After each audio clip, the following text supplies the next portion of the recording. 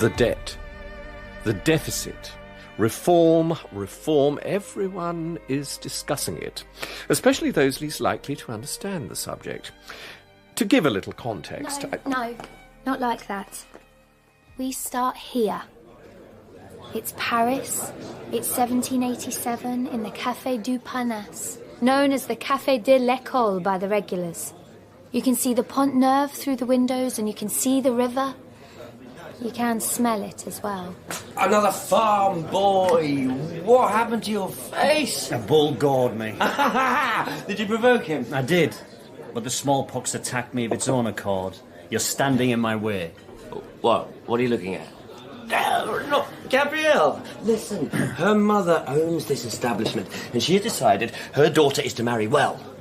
A kind older man with a country estate and a lucrative law practice. I'm a lawyer. As am I. It is not always a respectable profession. Camille Desmoulins. Jean-Jacques Danton. How long have you been in Paris? Please, help yourself. I've been here a few months.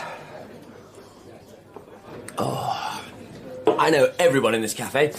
Half of them are nasty little tapeworms willing to do anything for their chance to batten on the poor broken body of France. The other half are terrified that having secured a pathetic competence, the cataclysm will come and they will be stripped to the bone as their bastard masters will be.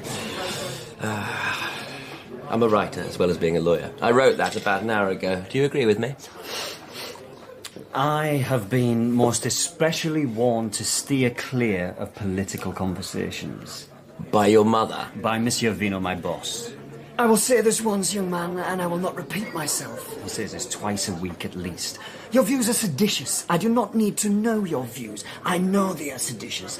Also, these views are neither interesting nor unique. My coachman has them.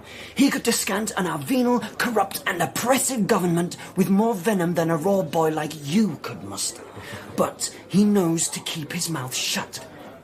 Everyone is a police spy. Everyone. Your health, Desmoulins. Camille, I'm not a police spy. Neither am I. Nor am I an ambitious little tapeworm. You aren't little anything. The bull, was that true? Oh, yes. I was not an especially handsome child, but after that, now I am a very eye-catching adult. I turn heads in the street. While you are so pretty, one might mistake you for a girl. You're not the first man to say that to me. Not by any means the first. There are all sorts of rumours going around about Camille Desmoulins. Doesn't help he went to the same school as the Marquis de Sade. Quite a bit later, though. Not that he's a whiplash lad, just a bit omni and ready for anyone. If the rumours are true. The rumour is that he started the rumours himself. The important thing is notoriety. Paris is seething. If you want to cut a figure, you have to seethe twice as fast as everyone else. The king came to our school, you know, with his beautiful young bride, the Austrian. Pretty. Chin like a shovel, but very pretty. Small teeth. Not that I saw her smile.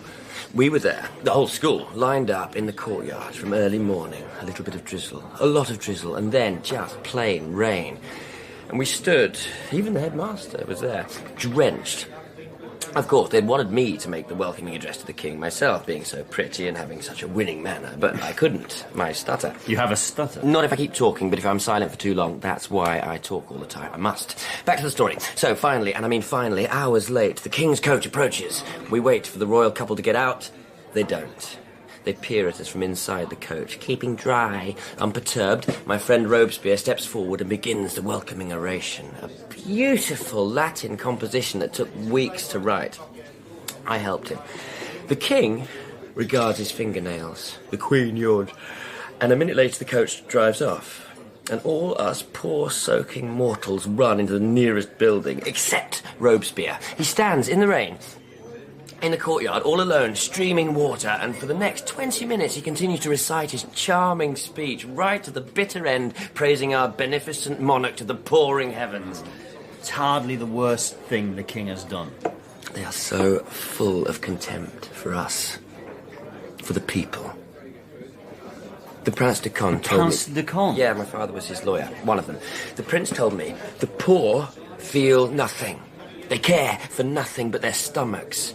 These aristos see nothing of the inexpressible nobility of soul that suffers injustice, deprivation, and even death, and yet never ceases to aspire to freedom, that longs for justice. In 15 years, the country will be swept clear of parasites and tyrants like him. You told him that? I did, actually. I was a schoolboy. He ignored me. Gabrielle, do you realise this bottle is empty? If you would not mind fetching us something, my dear. Wine, little bread, cheese, perhaps some relish. In a moment, gentlemen. Whenever you're ready. No, I'm starving and I have to go in a minute. Please bring food down! Forgive him. Why do you like him and not me? The question is, what is to be done?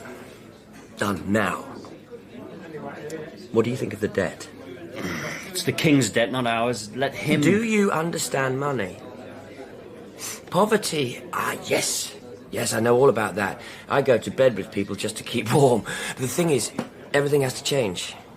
The money, the economy, politics, new politics, democracy. What a wonderful word.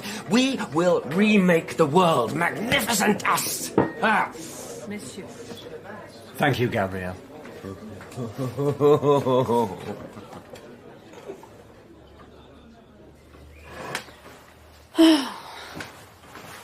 I would like a sou for every young woman in France who has thrown herself on the sofa this week, wanting to expire from boredom.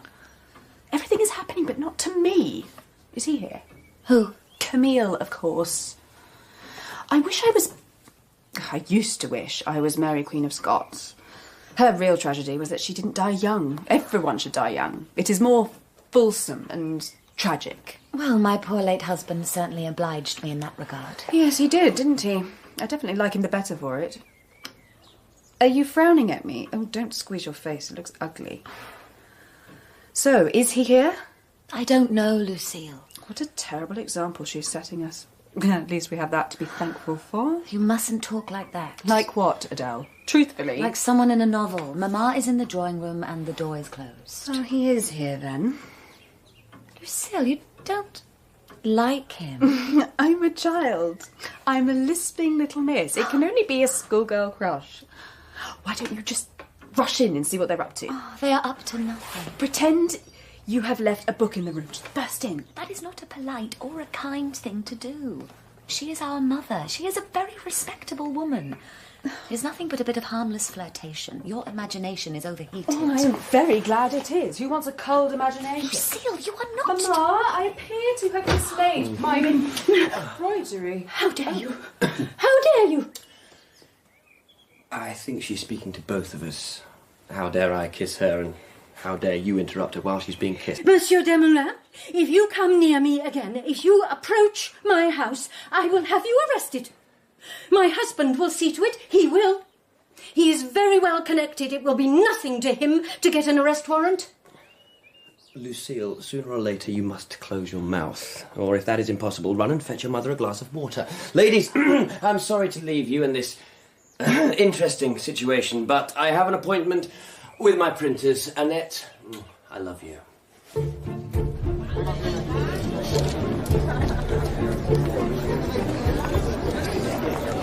But I thought you'd given up months ago on that intrigue. I did, but then I had this marvellous idea. I was inspired by you. You did exactly the same thing. No, Camille, I didn't. Yes, you flirted with Gabrielle's mother in order to gain access to the girl, and then you got her and you married her. That is normal, Gabrielle. but flirting with the daughter in order to seduce the mother, that is perverse. I'll do more than flirt. I think I will marry her. What? Marry Lucille? No one will suspect the son-in-law. This is ridiculous. Being married might be interesting. You like it. Soon you'll have a brood of children, a bigger belly, and be entirely lost to the great cause. You are so bourgeois. Thank you. Lucille's quite pretty. Very pretty, but a little too full of herself. I've written Lucille the most impassioned love letter, swearing all sorts of emotion and declaring it is my fixed intention to marry her. The country is convulsed. Parliaments and councils collapsing as soon as they are formed. Everything in the air, everything to gain. And you... How are people to take you seriously? Well, I'm an insect. Buzz, buzz, buzz, buzz. Very irritating, and you bat me away. But one day I will land on your tender skin and sting very I badly. have very tough skin. Well, I wasn't proposing to land on you. It was a general comment. Major Danton? Hero's trying to catch your eye. Walk. May I offer my very sincere congratulations on your reception into the King's Bench? Thank you. Good morning. Ah, Desmoulins, didn't see you there. You saw me. You just rather you hadn't. True, but that is because I have Maitre d'Anton's interests at heart. They all predict a real future for him in the fullness of time. I'm an impatient man. Oh, you do yourself an injustice. Injustice? There's a word. What do you mean by that? I think you'll be offered a government post very soon. You will not have to be patient long. I will be offered this, permitted that, but only this much and that far. We have woken up, sir. The tide is turning. I suppose you mean this new talk of the Estates General. Well, I'm not unsympathetic.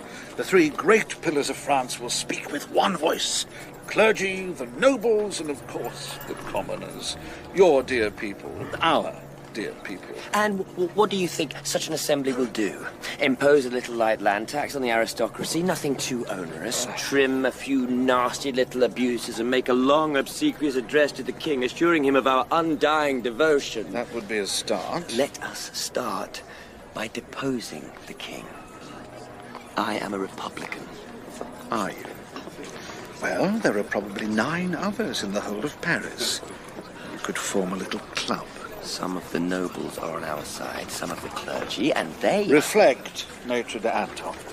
Civilization is always a very fragile thing. There is a structure, a pyramid, if you like. To make a cultivated man requires the effort of thousands.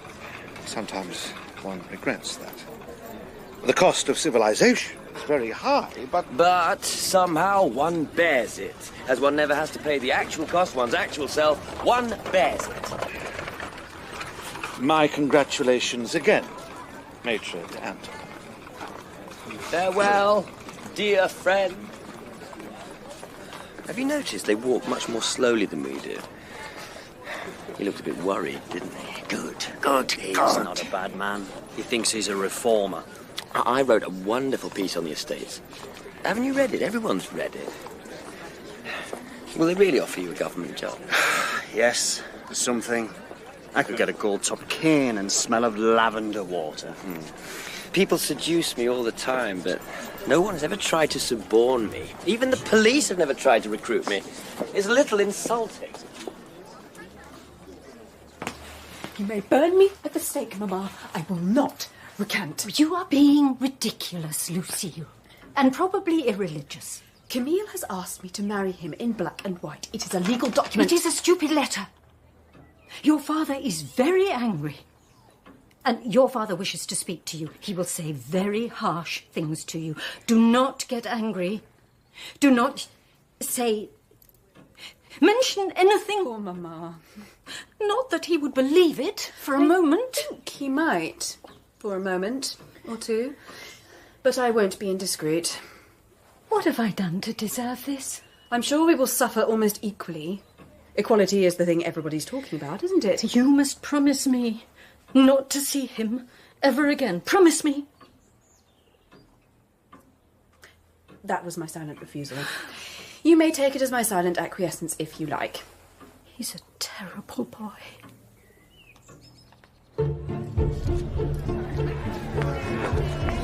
Meanwhile, Camille is in the thick of events. It starts off as a nice little demonstration outside the law courts, ends up with a couple of dead. Yeah, a lot of injuries. A few serious knifings, though who did that isn't easy to say. Marat is there. He gets a good kicking. Camille is running around, getting testimonies, loving every minute, staring at the wounded, occasionally throwing up. He's not good with blood. The account he writes is read by thousands. For a while, it's all very exciting. Everyone is saying, this is it. We're for it now. This for your council of notables, your pick-a-mix ministries, in 1 minute, out the door the next. We hold our breath. A couple of days later, the Duke of Orleans, that well-known radical, is exiled to his estate, one of his many country estates. Members of the Parliament are arrested, vanished. The whole country braces from whatever side we lie awake and stare at ruin. Ruin stares straight back. Who will blink first? Oh, it's another bloody impasse. Crisis, but no proper climax, and we all hate that. What will it take to get things properly going? At this moment, the deficit is 160 million livres. In this year, the receipts are 503 million, and the expenditure is 629 million, which will add a further 126 million to the debt. The king abolishes the parliament. More riots. The price of wheat increases by 66%, rye by 71%, meat by 67%, and firewood by 91%. That seems rather a lot, firewood. Of course, for the poor, the mob, it's the price of wheat, of bread, that is of most interest. We are all concerned.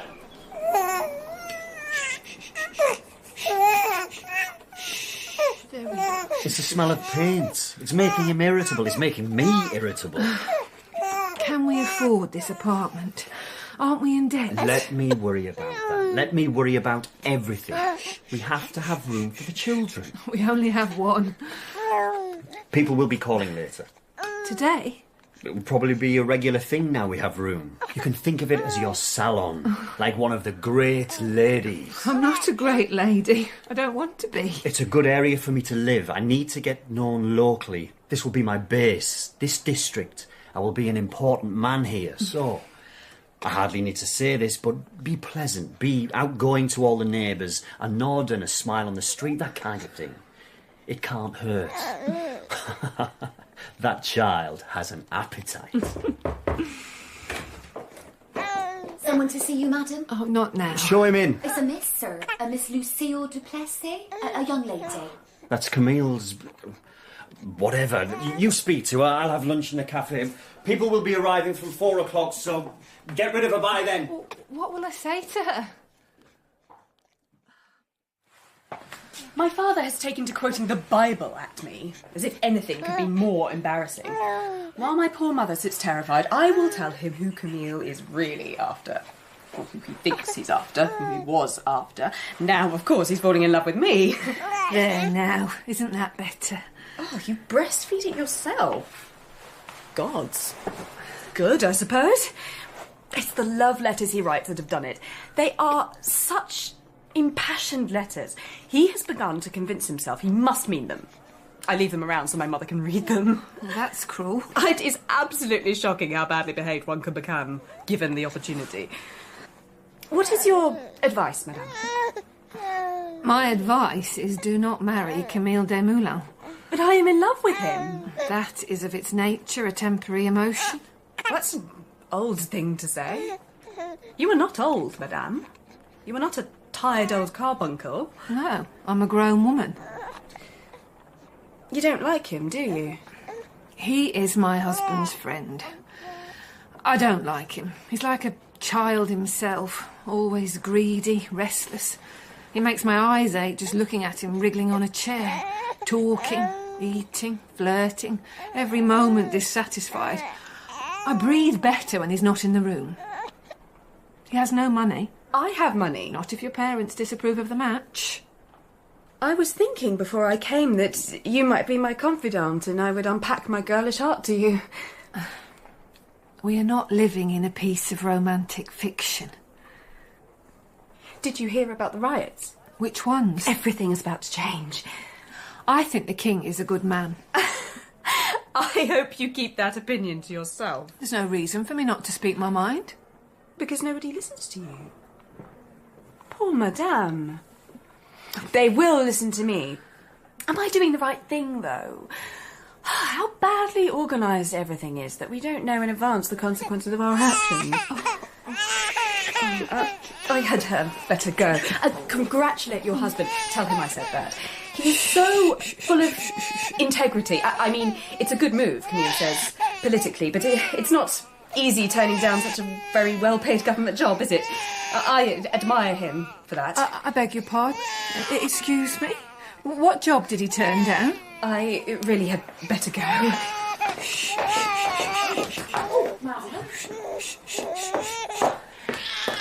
I suppose I'd better start to get the room ready for tonight. I'm sorry. I'm really very sorry. Does that baby look all right? They will be wondering where I am. No mother ever suspects her daughter goes to church to pray. Besides, it's cold. I haven't seen you in weeks. Talk to me. Listen to this. The community of Chivois is composed of about 200 persons. The most part of the inhabitants have no property at all. Those who have any possess so little that it is not worth talking about. The ordinary food is bread steeped in salt water. As for meat, it is never tasted except on Easter Sunday, Shrove Tuesday, and the feast of the patron saint. A man may sometimes eat haricot if the master does not forbid them to be grown among the vines. That is how the common people live under the best of kings. That is marvellous. Why do they soak the bread in salt water? Yes, it's marvellous. Calm yet poignant, full of a noble pity and yet underneath burning with indignation. I think your writing is getting better and better. Unfortunately, I did not write it. Mirabeau wrote it. The Comte de Mirabeau, to give him his title. One of them by birth, one of us by conviction. Everyone loves him. He's the one who could pull all sides together. They also say he's the worst rake in Paris. I'm no one. Who talks of me? I would like to talk about us getting married. I wouldn't. Should I write more extremely? The Vampires of Versailles, you like that? Should I appear a... No. Statesman? No. No, dignified doesn't suit me. I should tell the truth. Our enemies are tyrants, blood-soaked and bloated. How tired that sounds. I'm tired. I can't write. Will this winter never end? My sacred mission is to rouse the people of France, to get them to rise up. You have no idea how my head aches. When are we going to get married? How? Danton is doing well. He's busy tucking the Cordelier district into his pocket. I should go to see Count Mirabeau. I need a patron. Can I bring myself to do that? It's demeaning. Besides, he's too moderate. We must have a revolution. Do you love me? Not today. Or yesterday, come to think of it. Liar!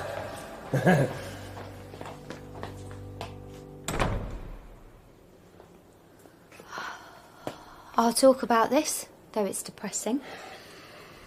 Who wants to hear about droves of starving peasants walking around the ice-bound, rock-hard earth, their feet in sacking and one rind of bread between six? The sensible ones die. The fools and idiots walk to Paris. Work. They're looking for work. It would make a crow laugh. The river is frozen, the ship's impaled on ice, no grain, no goods, nothing. But thank God it's so cold. Once the thaw comes, there'll be an epidemic, a very bad one, I'm telling you. No one denies that it is distressing. Even the fashionable streets are not immune. Oh. It's quite possible to step down from one's carriage and see some frozen dead person just lying on the street. It's ugly. People do what they can, of course. People are charitable, but there are always more of them. It seems to defy common sense. They're dying like flies and breeding like rabbits all at the one time. Agitators are everywhere. Now, after one particularly nasty event, I forget the details, a riot, how tired we've all become of the word, they had to clear 300 dead off the street. Nevertheless, matters are about to improve dramatically. It's spring, the Estates General have been convened, and if all men behave responsibly, I have no doubt the King will steer us into calmer waters. Today, the three estates in full regalia will parade through the streets of Paris, an exultant scene. I hope. Get your hands off me. If only more people said that to me, I wouldn't be so exhausted. It's you. Me, not a pickpocket. You are too suspicious, Ritter. Well, maybe not. I read what Marat said about you. Unpleasant. He's vermin. You can't deny the general thrust of his argument, though. A year ago, you were saying the king must go, and now you're all for this farce. The people need to be guided by decent men. We can't live in a state of anarchy. Maybe the estates will work, though how, seeing as we'll always be outvoted. But things are in danger of collapsing. You're standing on my foot. Not me, just one of the wonderful unwashed. Oh, no, it is me. I thought you were a man of the people. I am. I love them. I'm at one with them till death. Oh, we'll never get through at this rate. I have found our salvation. See that man there? That lout? That lout. He will carve us a path through. Danton! Danton! I heard you're one of Mirabeau's courtiers now and are taking money from the Duke of Orleans. Danton, Camille, why are you standing there like a block of wood? Push onto the front, man. We must see and be seen. This is Brissot, son of a pastry cook, but frightfully learned. And listen, friend Brissot, everything I do, everything, is to bring the day of retribution closer. That is true of all of us. What is the matter with you, Danton? Come on! Today, this historic day, the nation stands in awe and expectation. The 1,200 deputies of the Estates General will walk in solemn procession to the Church of Saint-Louis, where Monseigneur de la Fare, Bishop of Nancy, will bestow God's blessing upon them and upon this noble enterprise. Oh, and here they are. What a magnificent sight. The First Estate, the clergy, are gathered, the lovely May light glinting on their jewel-coloured vestments. They positively glow. Behind them march the nobility, and the same beneficent May sunlight shines good omens on their sword hilts and silken robes. It is impossible for anyone of sensibility to remain unmoved at this moment when a nation renews itself. A phoenix renewed by the light of reason, not the flames of destruction. Very nice. Yeah, it's all very nice. The colours, the crowds singing and shouting, lovely, but marching behind the fine show comes the ugly underbelly. The thing they'd like to ignore but have to pacify. The Commons. If only they could do without the Commons, but they're there. All in black. White neckbands, their faces stiff, solemn, shy, proud and very bloody determined. At least they'd better be, says us, the real bloody Common.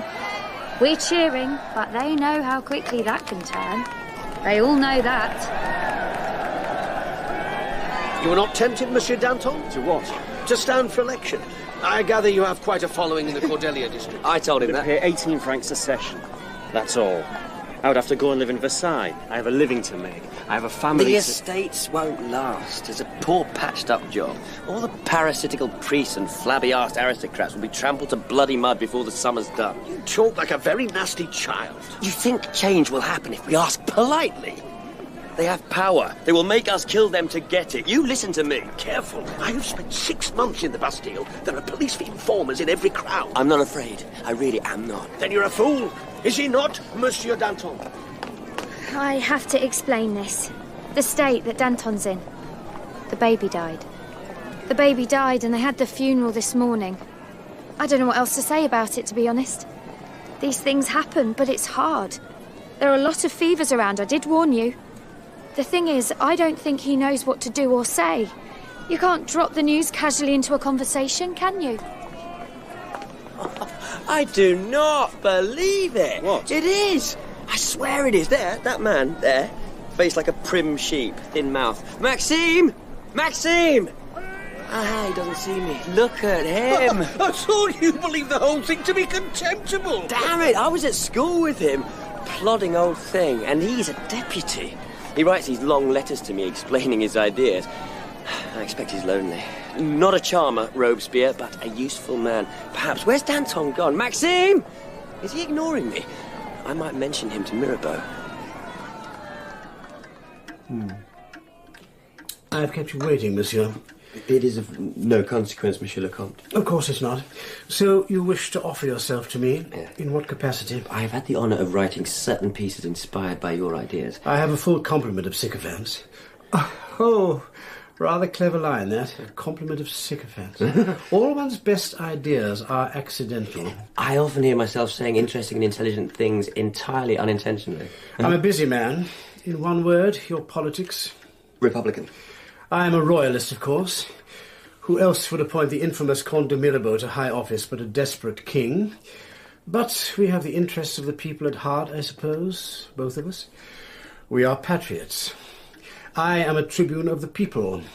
My star is in the ascendant. I need satellites, of course. Men to rotate around me, shedding their lustre upon me rather than the reverse. Men I can trust. Can I trust you? Up to a point. Can you work up a little clique for me among the other deputies? You have friends. You will ensure that my work is published? Certainly. We need more cocks crowing on the dung heap, as many as we can cram on that slippery mound. Politics. Why do we do it? Why do we do anything? Do you have regrets? I haven't done anything yet. I think about the lives I have ruined, not the obvious ones. Nothing is more enjoyable than destroying one's enemies. I suppose I'm thinking of the women, very lovely, generous women, the ones I have abandoned, often in the most desperate of circumstances. And I was so sweet-natured as a child. Well, we will jog along nicely until you are arrested and hung for treason. I will endeavour to keep the rope from around your neck a little while. Thank you. Tomorrow you will come to hear the King speak at the opening session. You will mill about, singing my praises, cheer and hoot, monkey, monkey, weep with emotion when I speak, and watch everyone. I have 20 of you all primped and ready. I am at your service. Send my man in to shave me, would you, Camille? There's a good boy.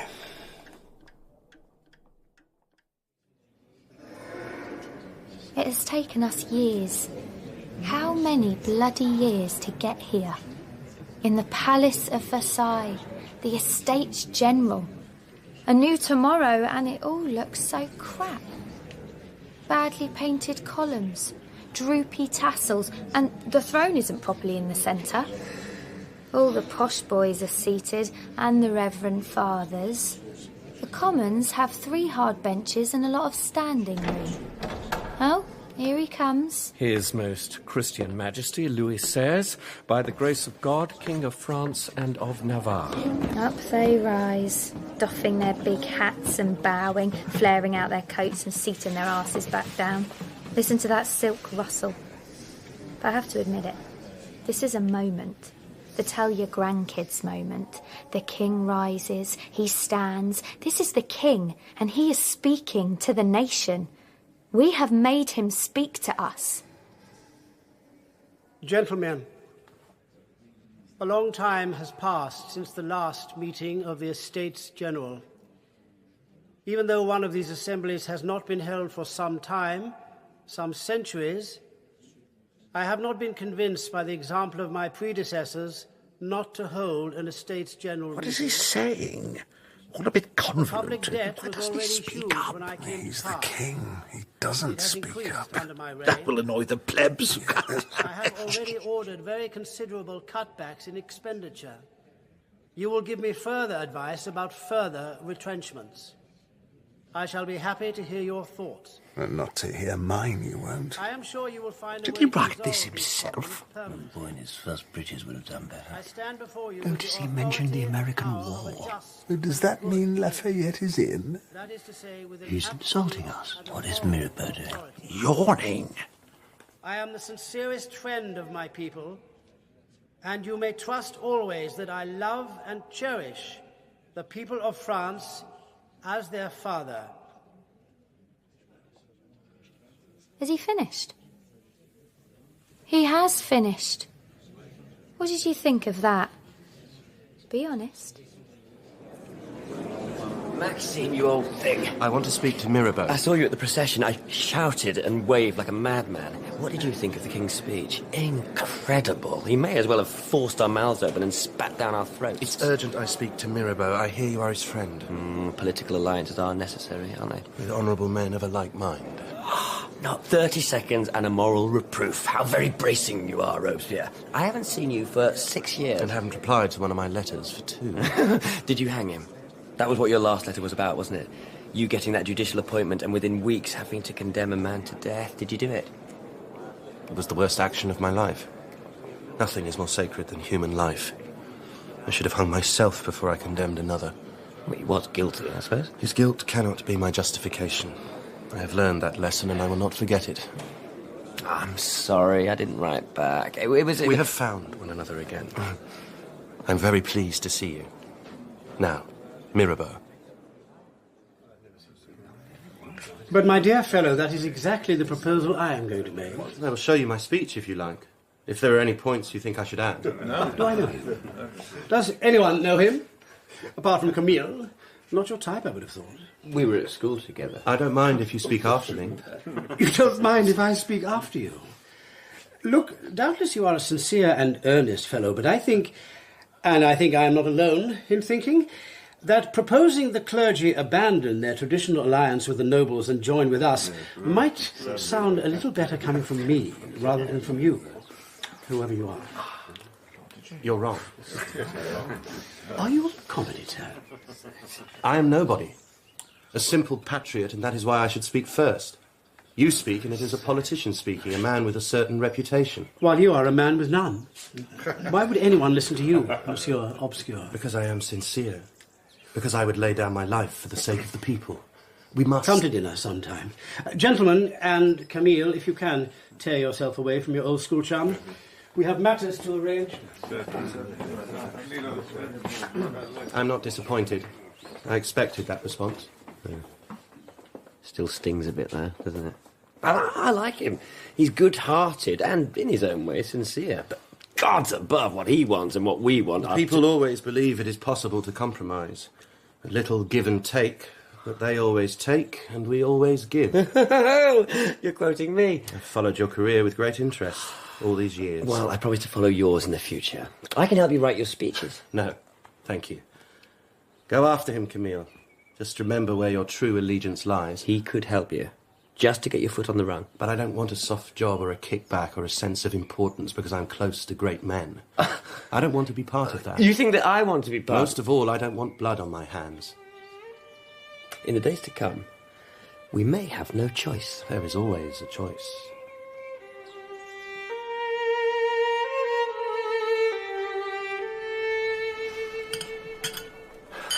How can you look so pale? I'm like a boiled pig. The heat is unchristian. All the windows are open. Why are you eating the vegetables? Eat the meat. I don't work 9-10 days a week for my wife to eat bits of hedgerow. They'll give you wind. How is the case going? Which case? Do you know anything about my cases? Do you ask me any questions about my cases? But besides, there's nothing in the world more boring than my cases. Shipping law and insurance. That's a way for a man to spend his life. Are you going out tonight? Would you like me to go out? So you can have the marvellous pleasure of staring at the walls till your eyes ache. Eat.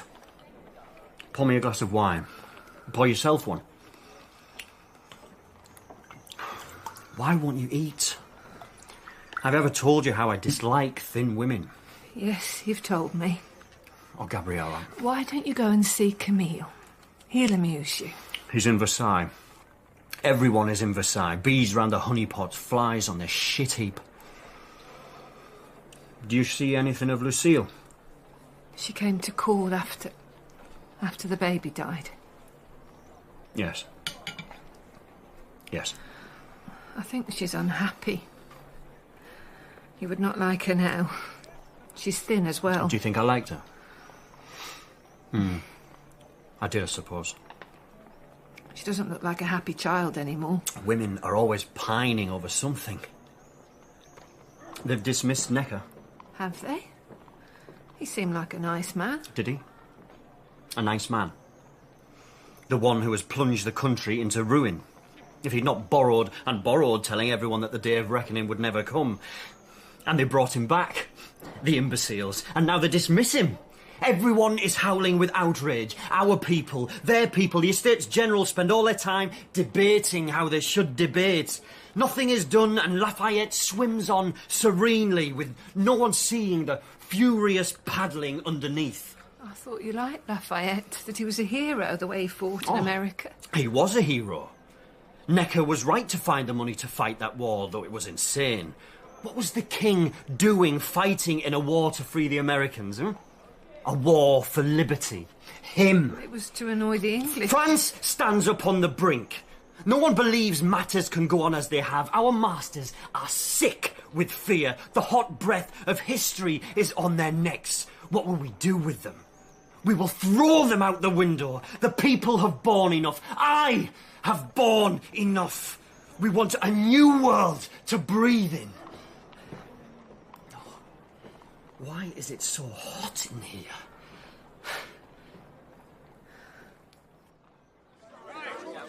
No one has the right to dismiss the National Assembly of the people. You will not leave Versailles. They've locked them out. The Commons. They wanted one man, one vote for all the delegates. It didn't go down well. The king and his advisers like it old style. Nobles and clergy block voting through anything the king fancied. The meeting hall is closed for renovations.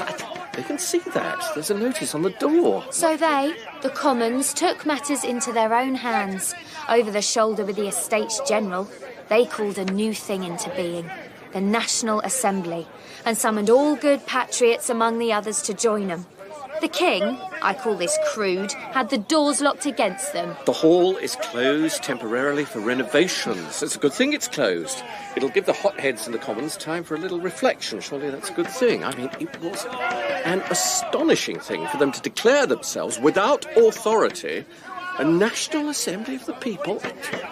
No, stop banging. No, stop it. Disperse, gentlemen. Shoo! And if you won't, the king has his mercenaries, his bloody German mercenaries camped outside the city. That's nice. That's fatherly. More people are coming into Paris every day, all hungry. Sound of 1,000 stomachs squeezed tighter and tighter, an accordion chorus. There's knives in every bread queue. We're all getting just that little bit desperate. Are you afraid of the king's soldiers? You're Frenchmen! Let them come, let them bring their weapons. Can they kill us all? The tennis courts, follow me. We will have our meeting there.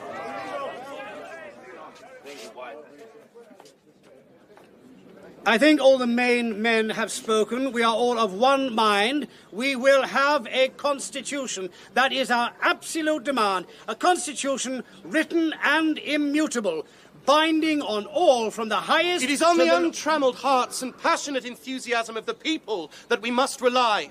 We are here to give utterance to their demands. Let us summon them. Sit down, Robespierre. You were not called upon. The eyes of the people are upon us. We must strike home, strike hard.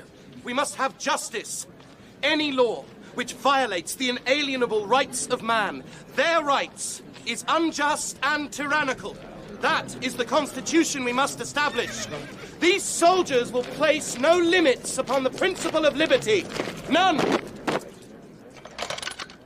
Shoot! Shoot!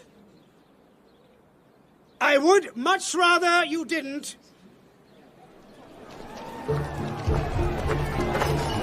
They don't shoot them, of course, but that doesn't stop... It's impossible to describe. Oh, are you mad, running around with an axe? I can't see much. Wig makers, whores, butchers. I think that was a butcher with the axe. These kids underfoot. Someone's found a barrel of wine 2 streets down. That's the rumour. The soldiers aren't here yet. Some say the French guards are refusing to leave the barracks. Some say the Queen is dead or the King is dead, and then that they've shot dead every last member of the Commons in a tennis court. I've just said no one was shot. I'm trying to get to Camille, but there are too many people. I don't know what he's up to. If he's not here, he'll tell everyone for years that he was. Everyone will. Someone is waving a cat around. There's a man with a dress on. Hey, it's not a carnival. I've got to try and get to the Palais Royal. History is being made, isn't it? I've got to see the moment. Look over there. Someone's having sex in the alley. Hey, nice bum. Let's get going. We'll push through. Come on. Grab hold of my sleeve if you have to. Something's happening. Keep up. Keep up. To arms! To arms! Shouting that. A police spy? Someone needs to speak. Someone needs to give the crowd a word, a direction, a diversion, if nothing else. It'll be bad blood otherwise. We'll just beat each other to death. Where is Camille? Hoist him on a chair, will you? My God, is that a gun in his hand? Oh my God, I'm gonna fall. People of Paris, my people, don't stutter, close your eyes. Go, speak. For God's sake, this is you. This is your moment. Great man. People of Paris! People of Paris!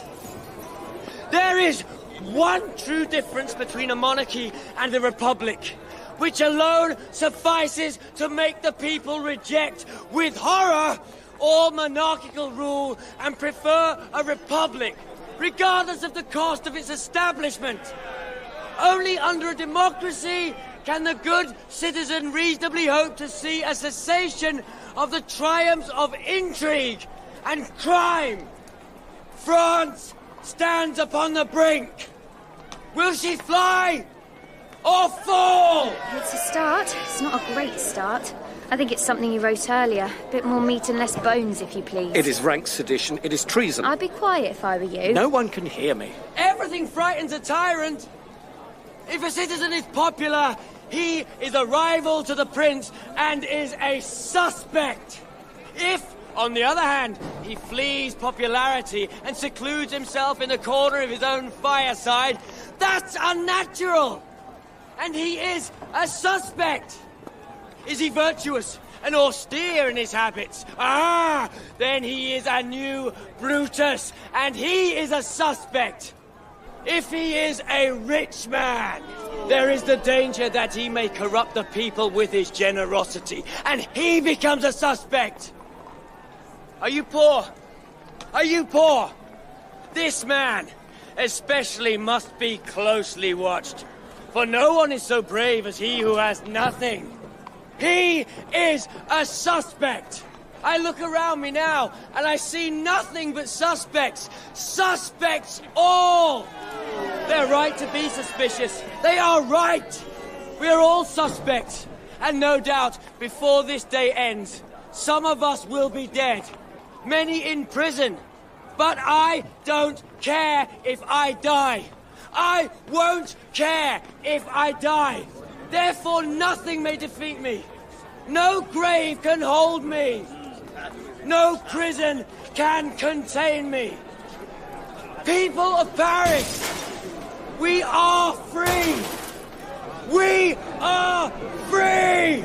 The soldiers, the Germans are coming. It's not a rumour now, I can see them. If he gets down from that chair and runs as some of his friends are urging, it'll be a disaster. He might get trampled to death. They are coming. If Camille panics, runs now, the crowd will run. We will all run! We are his. He sways on the chair, we sway on our feet. We will run with him. Some are already. We raise our hands to heaven as he raises his hand. It's a sacrament. He's forgotten the gun in his hand. Oh, it doesn't matter.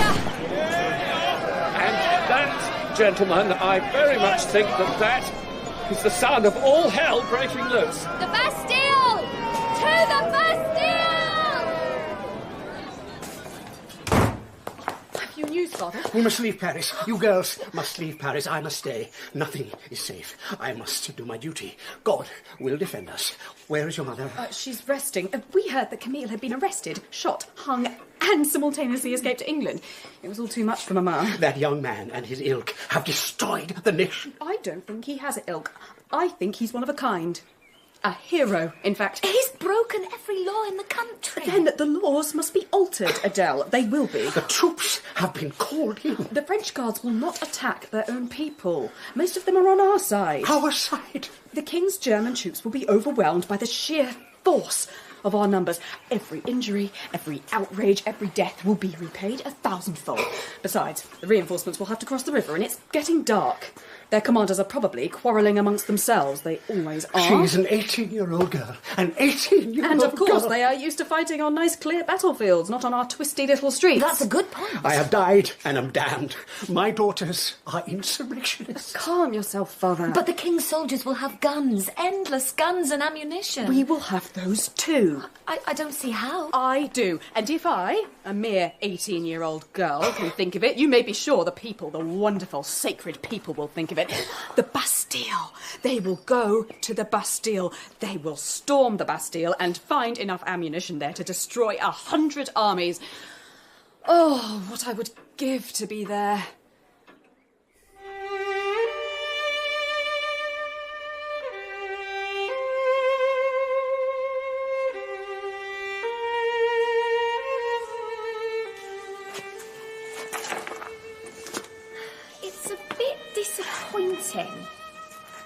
only 7 actual prisoners in the place when they finally take the Bastille.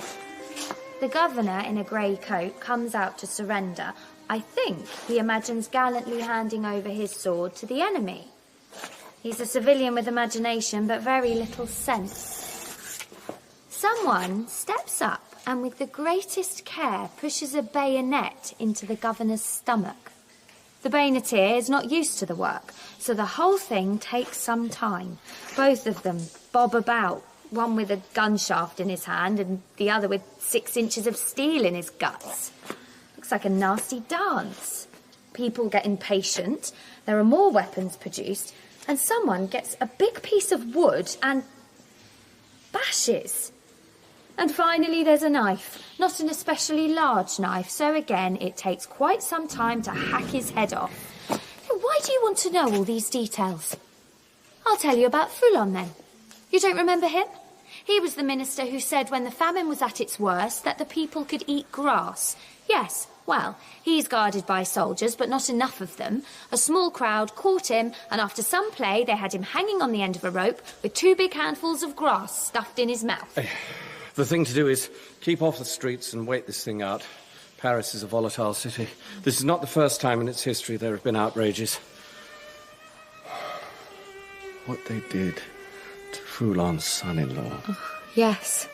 Took his heart out, squeezed the blood into a cup, and drank it. Really. Singing. A party isn't a party when the heart's not in it.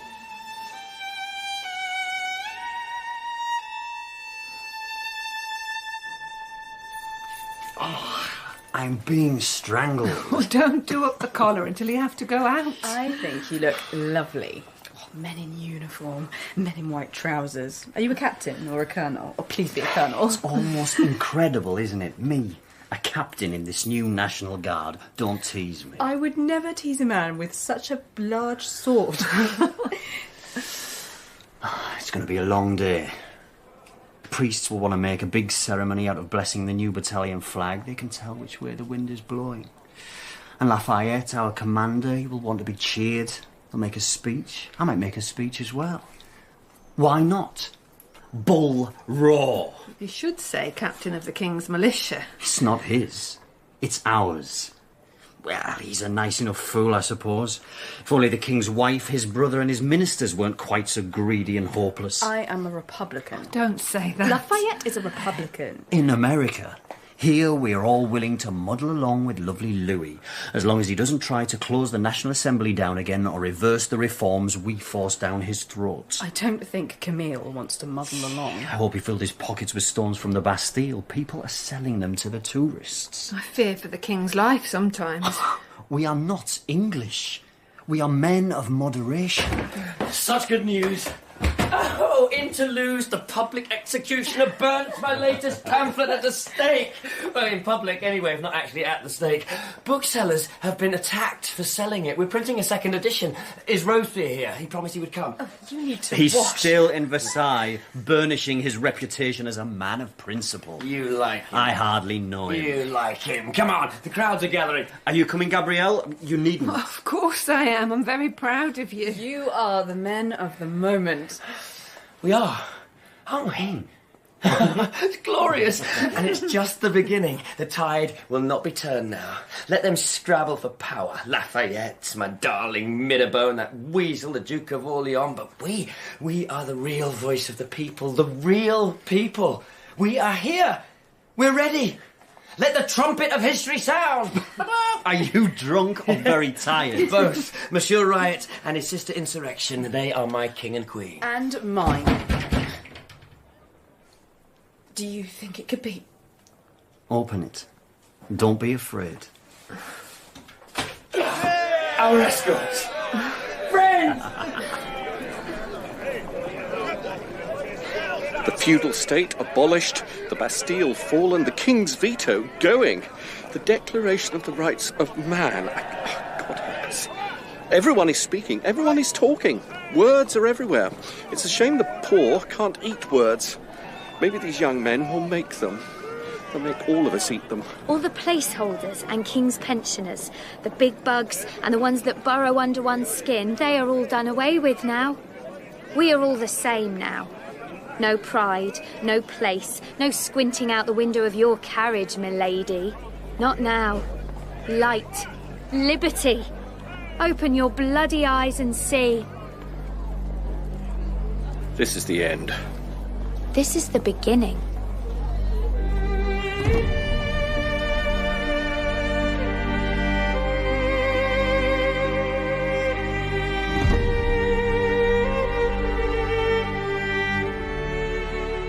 In part 1 of A Place of Greater Safety by Hilary Mantel, Danton was played by Marc Stobbart, Camille by Carl Prekopp, and Robespierre by Sam Troughton.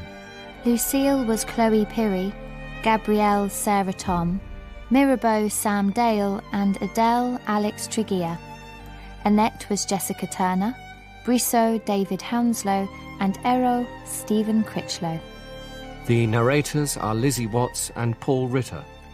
A Place of Greater Safety is dramatised by Melissa Murray and directed by Marc Beeby.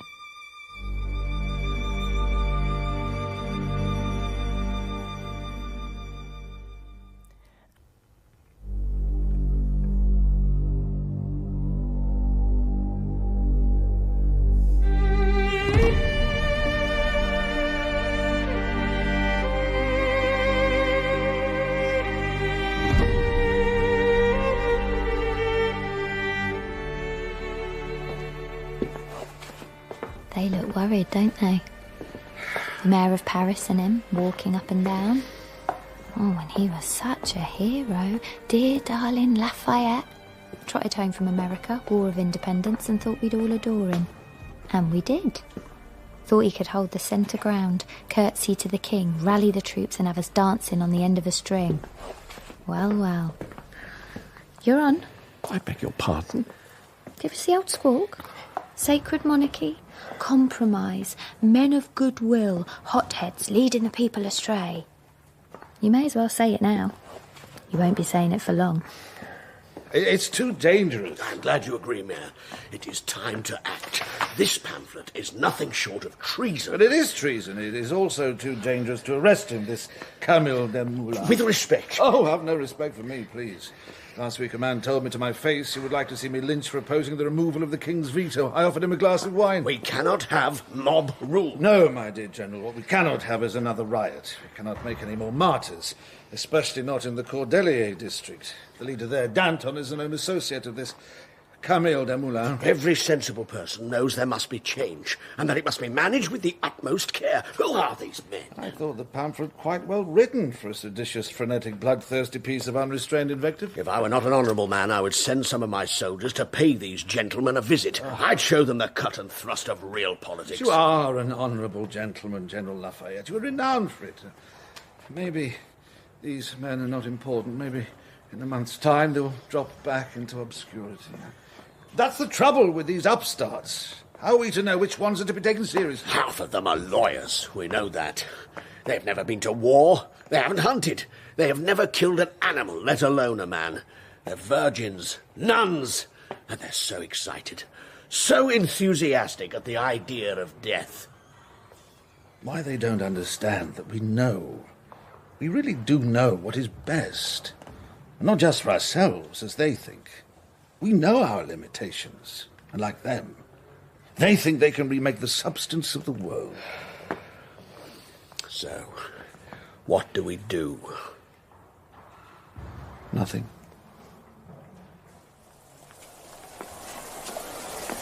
It's all an opera. Everyone's pushing to the front of the stage to do their own little aria. Our Austrian, the Queen, is screeching like a fishwife, "Bring up the army!" The actual fishwives are roaming the streets offering to cut every aristocratic throat in the kingdom. The men in the National Assembly, it's full now. Most of the clergy have joined the Commons, some of the nobles. The sound of their lovely voices making long, slippery speeches. There's pleas for order, for insurrection, often by the same speaker in the same speech. Oh, who wants to be caught on the wrong side of history? We're marching to Versailles to add our voice. The king has been patient. He has accepted change for the good of his people. He accepted the Declaration on the Rights of Man. He accepted a limit on his power to veto legislation. He accepted the new national colours. Brash colours, I'm afraid to say. And when they come in their thousands to Versailles, a mob led by women, market women, demanding bread, demanding better food prices, he sees them. He talks to some of the poor women. He offers them food. He offers them his hand. We offer to fry the Queen's liver with or without onions. General Lafayette is there, in the rain, like us, soaked to the skin, like us, with his militia holding us, the mob, at bay, but barely. What would Washington have done? Oh, those glory days when he was the toast of all good-hearted men. Now poor Lafayette is called an enemy of the people rather than a friend. At the palace, he gets the king to the balcony and the children, there in the dry, of course, and even the Austrian, who hates Lafayette, takes her turn waving affectionately at the infuriated people. The king agrees to leave Versailles and come to Paris to be with his dear people. Agrees.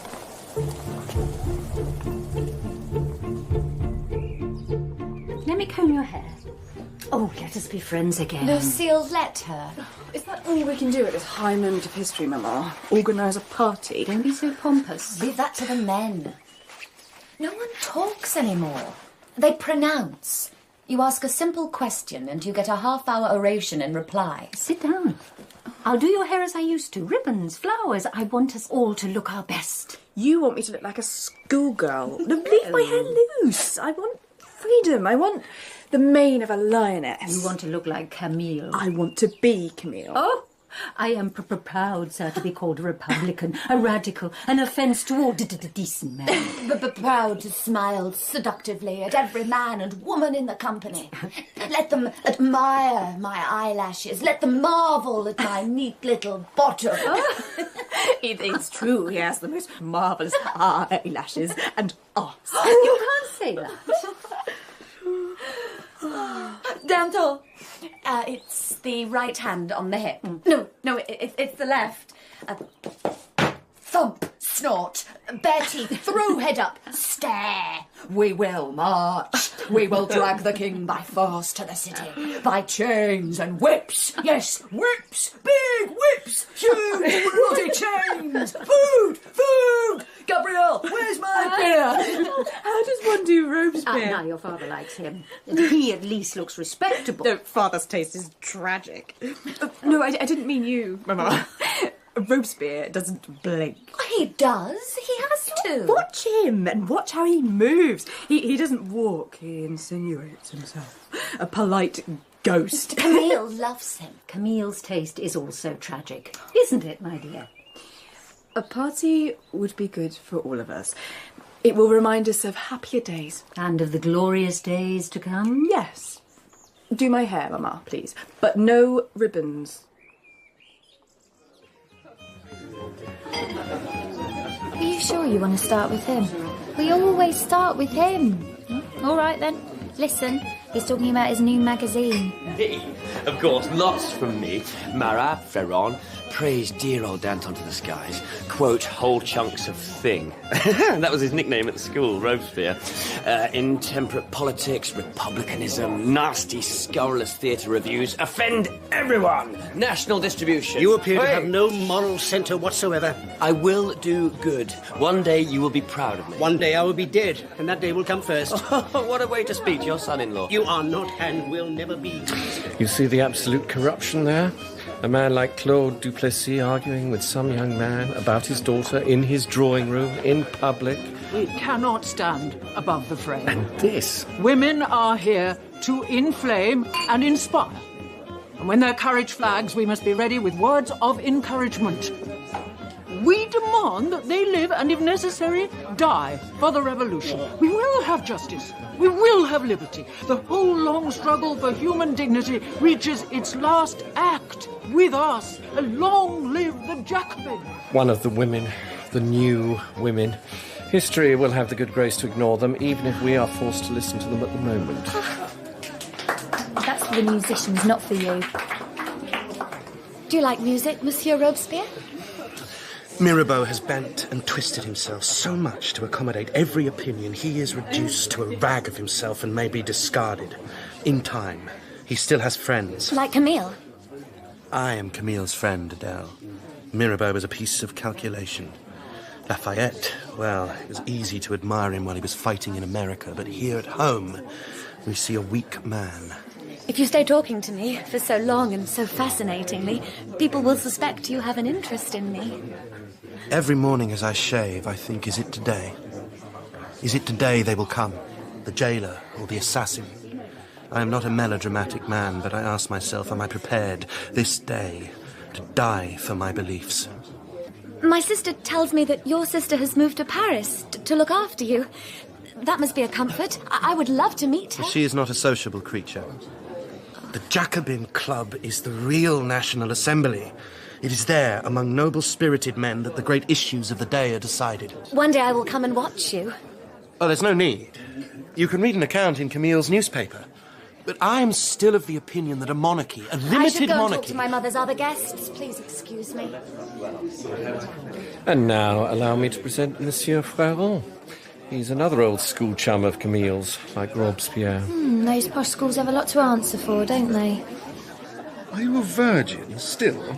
Really, Lucille? Go away, Ferron. What's wrong with Camille? Is this man bothering you? Only because you're not bothering her. Be careful, dear friend, they go sour after a while. Why are you laughing? Because I want to. Because it's expected of me, Lucille! You see, going sour. Another glass?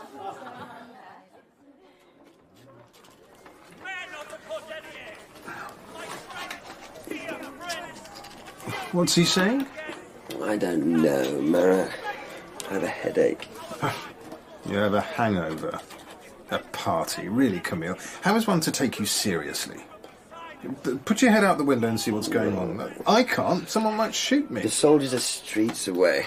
I thought they'd stopped arresting people. The authorities are panicking again, but why did they come to arrest you and not me? Because I don't get drunk at parties.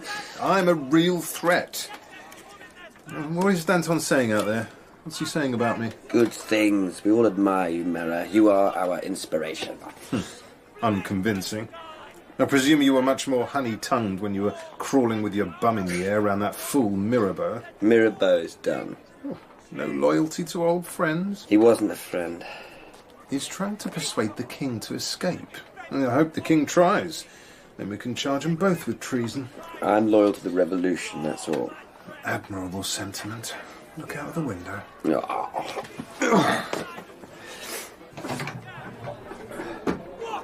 Won't we dare? Let them send their soldiers. Let them come in their thousands. We are tens of thousands. He's good. And I begin to approve of your friend Robespierre. He does well with the Jacobins, but not one thing he's proposed in the National Assembly has passed. Not one. But that doesn't stop him. I love him for that. I'll keep my eye on him. How are we going to get you out of here? We're surrounded. We don't want a pitched battle. I do. Danton doesn't, and this is his district. You must escape. I have the perfect disguise. Not as a woman again. No, I think if you washed, shaved, and wore clean clothes that actually fit you, we could disguise you as a human being.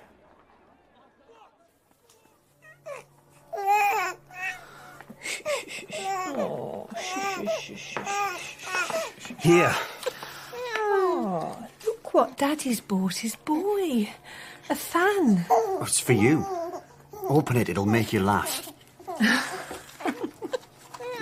Look at the picture on the back. Camille, making his famous speech at the Palais Royal before they destroyed the Bastille. They're all the rage. Why isn't the one with the picture of you? You're far more important than he is. You brought the last government down. Everybody says that. Oh, hold Antoine. It would be very childish to break the damn thing. Really, Gabrielle. I'll give it to the maid. She's very fond of Camille. What matters in these days is how committed a man is to the principles of the revolution. No one agrees on what the revolution is. You're all arguing among yourselves. Besides, he has no principles. He's a mosquito. But you are fond of him. I remember that. I am. I am. I hear you've had the priest in my home, Father Michael. He christened your son? He's against us. I think he's a little concerned that you are trying to turn the church into just another government department. They will pay tax like everyone else. They will obey the same laws without exemptions. And the property they claim as theirs belongs to the French people. Nothing could be simpler or more just. Has he sworn the oath of allegiance to the state or not? We can't treat priests as though they're ordinary people. They are not ordinary people. They are government servants. Civil servants, that's what they are. If they won't swear, it's dismissal, deportation or death. You are not to see Father Michael again. But yes, sure. What times we live in. Here I am discussing politics with my wife. I have to go. Here. Take him. The baby is thriving, isn't he? As are you. Very much so. It's a new fashion. No stays. And of course I haven't quite got my figure back. Fat as a contented cat. Good.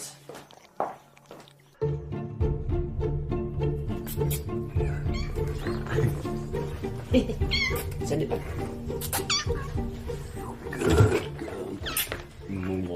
What are you doing? Nothing in the least bit indecorous, Father, unfortunately. Camille is writing. Well, I'm supposed to be helping Monsieur Robespierre with his correspondence. Aye, don't scratch, little cat. People write for him from all over the country now, and dear Maxime considers it his duty to reply to each Stop and every talking. one. Father? It cannot go on. I cannot endure another year. You are not a man, a father. Any father would wish his daughter to marry. You are shallow, sir. You are vain. You are socially unacceptable. He's going to give his consent. I think he is. Do you want to burst into tears, or shall I? We'll get married immediately. Well, we will have to get a special dispensation to do it quickly. And I'm not sure the church will agree to marry us at all, given the things you have written. It is with the greatest sense of foreboding and reluctance that I give you my permission. I give you my permission to marry. Thank you. Thank you very much. I'm not entirely convinced I'll be a good husband, but I will endeavour to do my best. Lucille? It is a terrible relief. Terrible. You've told them. I wish you joy. I hope you do, and I'm sorry. I love my daughter. And I love her. I love her with all my heart. I swear it. I swear it.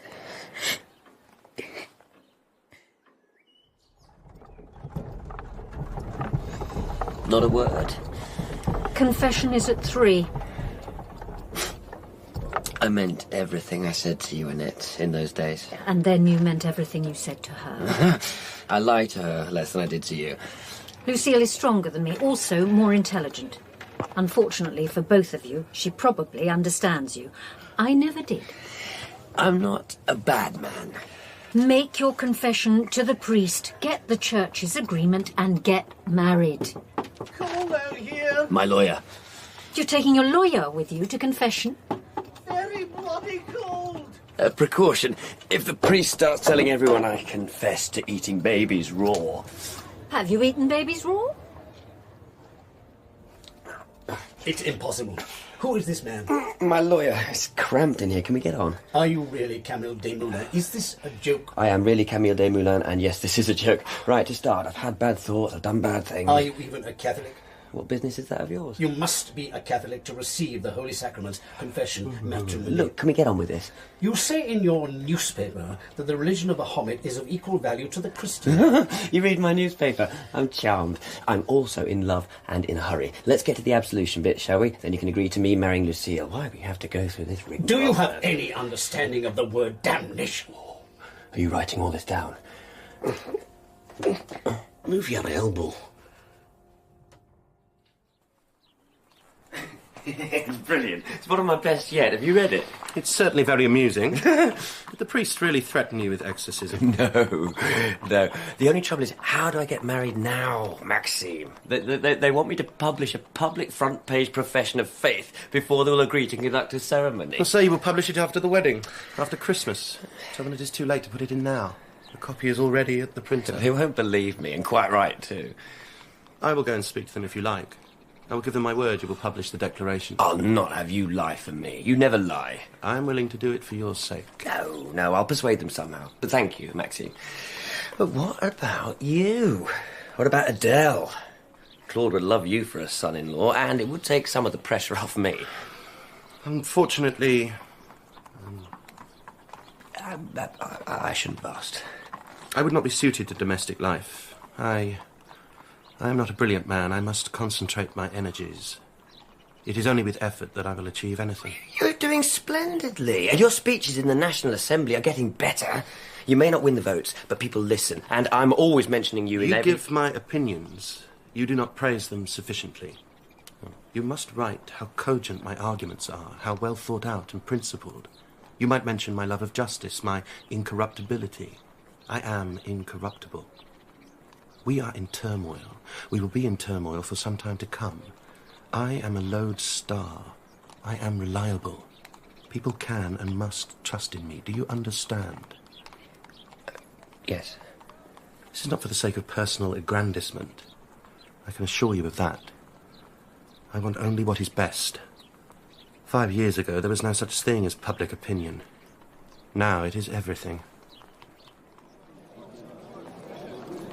From far off, the émigrés, the ones who left us, who fled, who declared undying loyalty to the king and then decamped. You're sounding bitter. Well, they send letters, volumes of good advice. They say Lafayette must be shot or hung, or both, as a traitor, as an incompetent.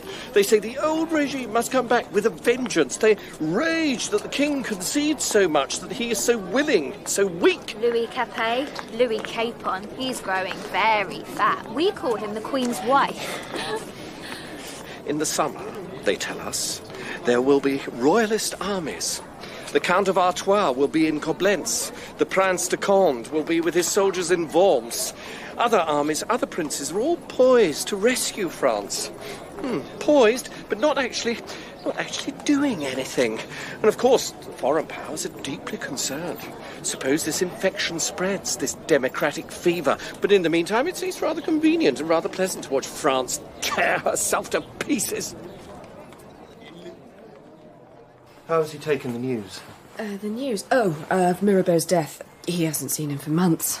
Camille has written a very nasty obituary. All the old scandals and some new ones he invented himself. I don't think he'll publish it. Oh, gods, I hope not. Dissuade him. It will look mean. After all, Mirabeau was his patron for a good while. He is not distressed, then? You came to comfort him? I am his wife now. I comfort him. Oh, Danton is here. They are such good friends. Go in. I'm sure they will both be delighted to see you. Thank you. My sister sends her regards. Or she would, I'm sure, if she knew I was to have the pleasure of seeing you. Tell me, Monsieur Robespierre, do you like women? Of course. In general, in the philosophical manner, not specifically. I liked Adele. I do like her. I hope I have not caused offence. No, I don't think you have, but you could have. You must be more careful. Women will pursue you now you have become a man of consequence. A man of consequence, but perhaps lacking in capacity? Was that the problem? Or is there another? I have many enemies. All of us do. I try not to be fearful, but I think in the circumstances it would not be a wise or a kind thing to marry. Camille did. Danton did it years ago. A bolt of lightning might strike out of the heavens. One has to live. Live now. The revolution is my bride. Excuse me. If I don't interrupt, when I heard the news... Will you take a glass? A small one. Of course, a small one. News of Mirabeau's death, I thought you might be grieved. Isn't there a meeting of your Jacobin club tonight? There is. Dead wood. They're all dead wood, men of his generation. Better for him to fall down than be chopped. Moderate men are a curse. We should take turns to spit upon his grave. No, we shouldn't. You hated him. You despised him. No, those kind of emotions have a tendency to blunt one's judgment. I hear you are to be congratulated, Danton. It is a great honour to be appointed one of the city administrators. It encourages us all. You hardly need encouragement, do you? I hate to think that. My God, man. Every day another ringing speech. Abolish slavery, abolish censorship, abolish the death penalty, end tyranny, abolish the property qualification to becoming a deputy. Now that was truly daring. What will be left? Gabrielle is pregnant again. Oh, I'm tired of waiting. It's been 3 years of pushing the pieces across the board. We know what the king will do next. He will try to leave Paris. He will place himself at the head of these emigre armies. He also has a toothache. Danton, I mean. Can we just have another glass? And one for me. No, thank you. Perhaps that would be for the best. If the king did get an army, we would beat them to a bloody pulp and have done with it. You look ill. I don't sleep. At all. We don't want a civil war. Look what it did to the English. The king has his mercenaries. We have the National Guard, despite the fact that Lafayette is the commander. He's a coward. I'll call him that to his face. But Lafayette holds the balance, or thinks he does. History will prove him wrong. What a rude old beast history is. Always trampling over our fondest dreams. We must keep up the momentum. We must push the royalists, provoke them. We can have our republic. No more half measures. Yes. Oh, I'd better go home. These are great days. One day we will bore our sons with these old stories. I have no such happy anticipation. We must not expect to survive these events. Put it down to his liver, Danton, the melancholy. I'm quite the doctor tonight. To Mirabeau! Good riddance. Good night, gentlemen.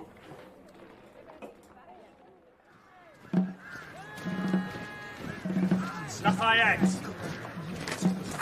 Lafayette, like you call for a dog. Well, sir, how might I oblige you? A priest, one who has refused to swear the oath of loyalty to the new order, was at the Tuileries saying mass for the king. I am appalled. It happened this morning. The king says he accepts the changes. He has signed and sworn to that effect. Then he allows this renegade to say mass for him. He has broken faith. There will be consequences. My God, what do you care who says mass for him? I know nothing about it. Is this the escort? Yes. You intend to take him to St. Cloud? For a little holiday, a bit of a break from the rough and tumble of city life? And from St. Cloud he can conveniently trip over the border and away. He has no such intention. You have my word. They don't tell you their plans because they don't trust you. And who can blame them? Nobody trusts you. Let me be clear. If you attempt to take the king out of Paris, we will stop you. The National Guard battalion in my district is ready to a man. Be careful, sir. This is mutiny. I am the commander of the National Guard. And the good half of your boys here are with us. I will have martial law declared. Good. Good, that suits us admirably. I cannot believe you are such an unreasonable man. Would you like to swap sides? I don't know whether we'd take you, but I could make a case, I suppose. You need not trouble yourself. I will take the king and the royal family to St. Cloud. That I can promise you. So, they're all set to trot off to St. Cloud, the royalty. Handed into the coach, all bows and big hats. The door closed. The coachman shakes his reins. The horses clop forward a pace. But the soldiers, our National Guard, stand their ground. Lafayette's shaking, swearing, barking orders. If you were a doctor, you'd be concerned. His face is the colour of apoplexy. But the men of the National Guard won't let the coach move. And even if they did, there's a crowd outside several thousand strong. Wonder what they thought about. The king and queen, sitting in there for an hour and a half, not moving. Wonder what they thought when they came out of the coach at last and had to walk all the way back to their apartments. So what that they escaped that night? By morning, someone had hung a sign on the Tuileries, "To let." We laughed. We loved it. Then our boys went off, caught them, and brought them back. And as their coach came back, driving very slowly, we could all see them sitting there. We waved, but they didn't. I think one of the children might have. The National Guard lined the route into Paris. They presented their arms with the butts reversed, as though it were a funeral, as though it were the end of all pretense. The revolution had struck the heart. The conquered king was dragged home in triumph. Tell them. But then Lafayette... The National Assembly voted. The king could stay king under the Constitution. No. No, no. That's not how this ends. We wanted rid. We wanted a republic. And so we went to the fields of Mars for a riot and... And Lafayette... What? 50. At least 50. Are you sure of the number? I saw one of them. Horrible. Someone dead. His arm and a bit of his head landed on my shoe. Have you heard? Be quiet, Ferron, I'm thinking. We must do something. We must rally the people again. This is madness. Lafayette ordered his soldiers to fire on the people. 50 dead. And if I say it often enough, I'll believe it. Why in the name of all the gods didn't the National Assembly vote to depose that fat fool? They provoked this. The Jacobin Club has also refused, Ferron. Everyone is refusing. But Robespierre is in the chair. Surely he wants to work within the law. God! We all want to work within the law. It should just be the right law, the one we write. Lafayette's people are everywhere. In the Assembly, inside the Jacobins, on the streets. And so the moment passes. We're talking about deposing the king, and all anyone seems to be concerned about are legal niceties. Drag him into the courtyard and cut his throat, say I. 50 dead. You must feel confident. 2 years ago, the Bastille fell. Have we forgotten that? I didn't think he would do that. Order his men to fire. I keep saying to myself, they were shot by the National Guard, not the King's troops. Ours. Ours. What do we do now? We must make a decision. Each one of us. What does that mean? They will move quickly. They will be hunting for us. Well, we need to... Surely we need... We have the people... I think it will be England for me. You're going to leave? I have no great desire to find myself dancing at the end of a rope. But can things really be so bad? It's too sudden. We were winning. I won't leave France. Robespierre won't leave.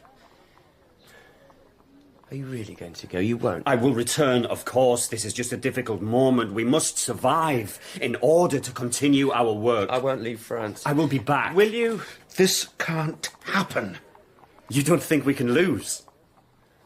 We can lose. Take my advice. Write your will and run.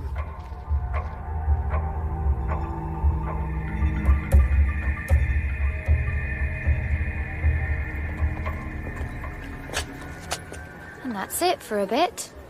A lot of seething on both sides, but we're all exhausted.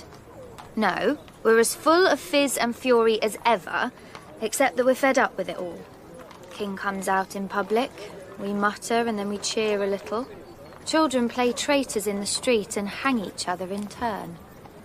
The Austrians and the Prussians make some pact, some alliance. That's not good, is it? There's an amnesty declared. It's a politic move. Let them come home, these Dantons. Oh, he comes home. He gets elected. Immediately. Let them get elected. Even their own sides suspect them, because now that war is coming... A war? Rather oddly, everyone wants the war. The king thinks the French army will be easily defeated by his Austrian brother-in-law, who will then set him back on the throne stronger than ever. This revolutionary interlude will be concluded, tucked away in an historical footnote forgotten. And the revolutionaries want a war because, as Brissot says, he's their man of the moment, a people which has just gained its liberty after 12 centuries of slavery needs a war to consolidate itself. War, as so often, seems to be the answer to everything and everyone. We declare war, the country is united. Of course, there are a few dissenting voices, but who cares? The Prussians are coming. The Prussians are coming. Bless them.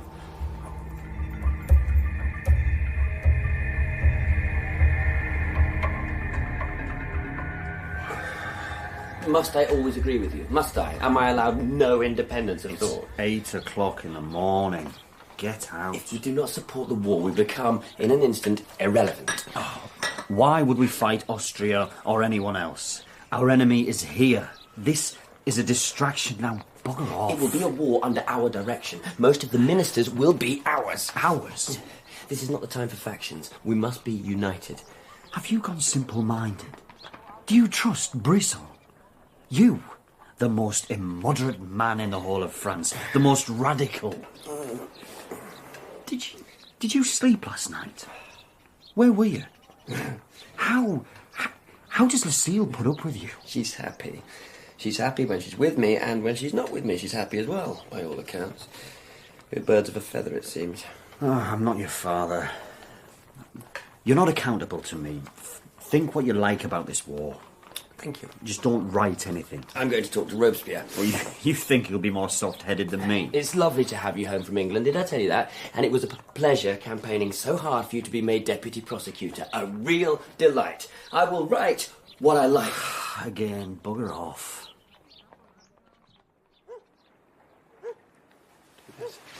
Thirdly... There's no need. Thirdly, this talk of war is an attempt to curtail the revolution. To confuse the people and distract them from the real enemies. Fourthly, there is money to be made in military conflict. Rich men become richer, our enemies become richer. I'd better go. My fifth point is this, dear friend. If you publish a word in praise of this war, I will never trust you again. Never. I will discard you. I'll tell your sister to bring you in a hot drink.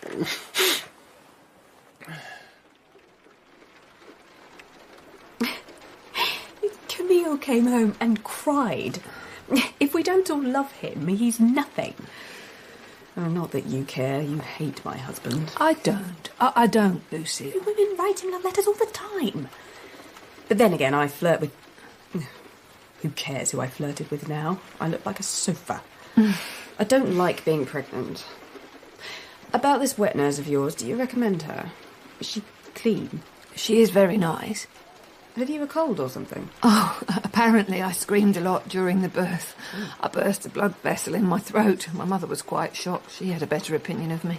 But that was weeks ago. It takes time to recover. Gods. Well, after this, I will make him wear an English overcoat. Pardon? You know, those things. They wear them.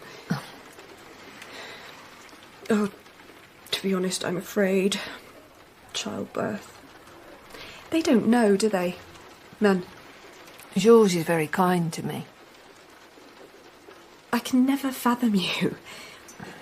Anyway, Camille is not that interested in babies. I'm not that interested. There's so much going on. Seesaw, seesaw. They swing higher and higher, our dear men. Danton especially. Or one day you might be Queen of France. I wish... it was all over or hadn't started. I know. Gods. If the king sends Marie Antoinette back to Austria, some think he has a chance of survival. He should, now we're at war with her dear brother. Did you hear the Duke of Brunswick say he will raise Paris to the ground if we arm them? The king will never do that, send her away. Are you very afraid? Of what? The war or the baby? Trapped. I am actually trapped. Married love, such a thing. I love Camille. But he would send me on a leaky boat across an ocean to preserve his revolution, me and the child. You as well. But our husbands... You need to eat as much as you can in these last weeks. Do you think I will get my figure back? Yes, I think you will. Is it true you love them the moment you see them? Yes, it's a compulsion. Oh, I like compulsions. Oh, Gabrielle... It will all be all right. Quite possibly.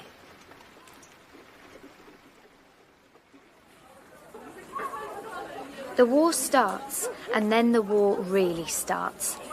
Their commander, the Duke of Brunswick, kindly tells us their war aim. It is... to put an end to the anarchy in the interior of France, to check the attacks upon the throne and the altar, to re-establish the legal power, to restore to the king the security and the liberty of which he is now deprived, and to place him in a position to exercise once more the legitimate authority which belongs to him. And if we, the people, in any way injure, harm or hurt his royal monstrosity, their army will wreak its vengeance against the civilians as well as the soldiery of France. Massacre. Furthermore, they will come to Paris and raze the city to the ground. Politically, diplomatically, it was a poor move. In the blackest of black, it's there in front of the world. The king is colluding with the enemies of France. He has encouraged this invasion. He will kill us to keep his crown. That night, as usual, the king undertook the ceremony of the coucher. He was greeted in the time-honoured way and spoke his lines as always. The royal stockings were rolled off the royal legs by men of the highest nobility. A nightshirt was handed to the king by a man whose father had handed the very same article to the king's father. He closed his eyes and very politely pretended to be asleep as the courtiers tiptoed away. Oh, we didn't tiptoe. We came to the Tuileries Palace with a bloody big cannon.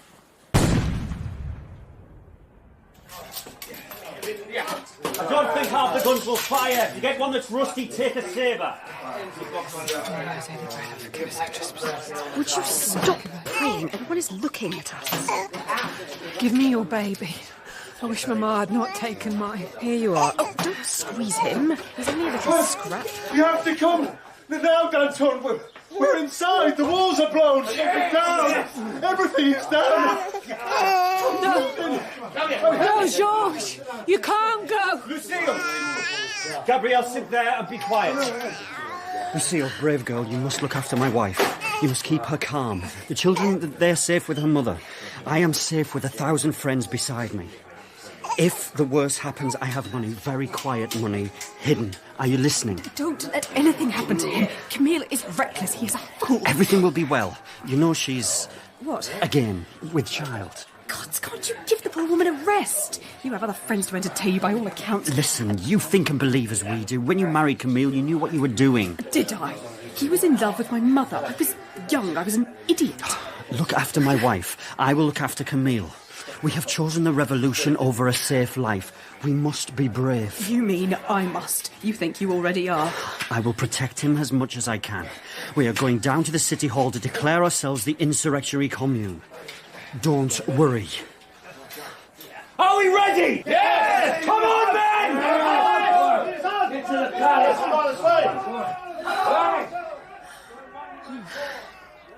Shall we play cards? I'm not going to sew anything.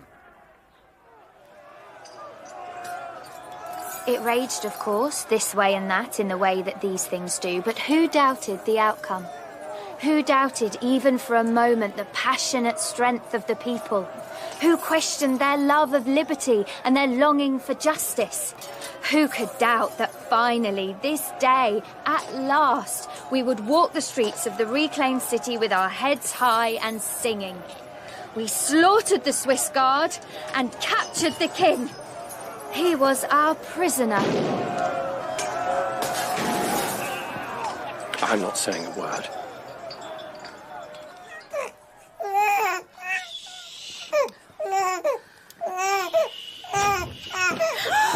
Which one is the wife?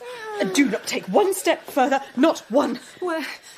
He left men on the door. Danton's wife. You or you? He sent me. Take me to him, easier. Everything in the world has changed. The volcano has blown all sky high.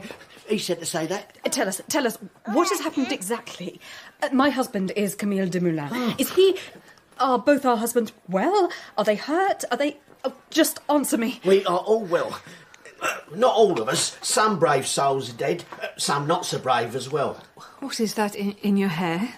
In my hair? It looks like broken glass. We smashed every mirror in the palace. We were walking on diamonds. Some mad fools actually rolled in the stuff. The Cordeliers are kings now. What will happen next? He sent you this. Take it. I'm going back. What is it? A souvenir. It's her hairbrush. The Queen's hairbrush. A memento. All's well is the message, and he sent you this for a keepsake.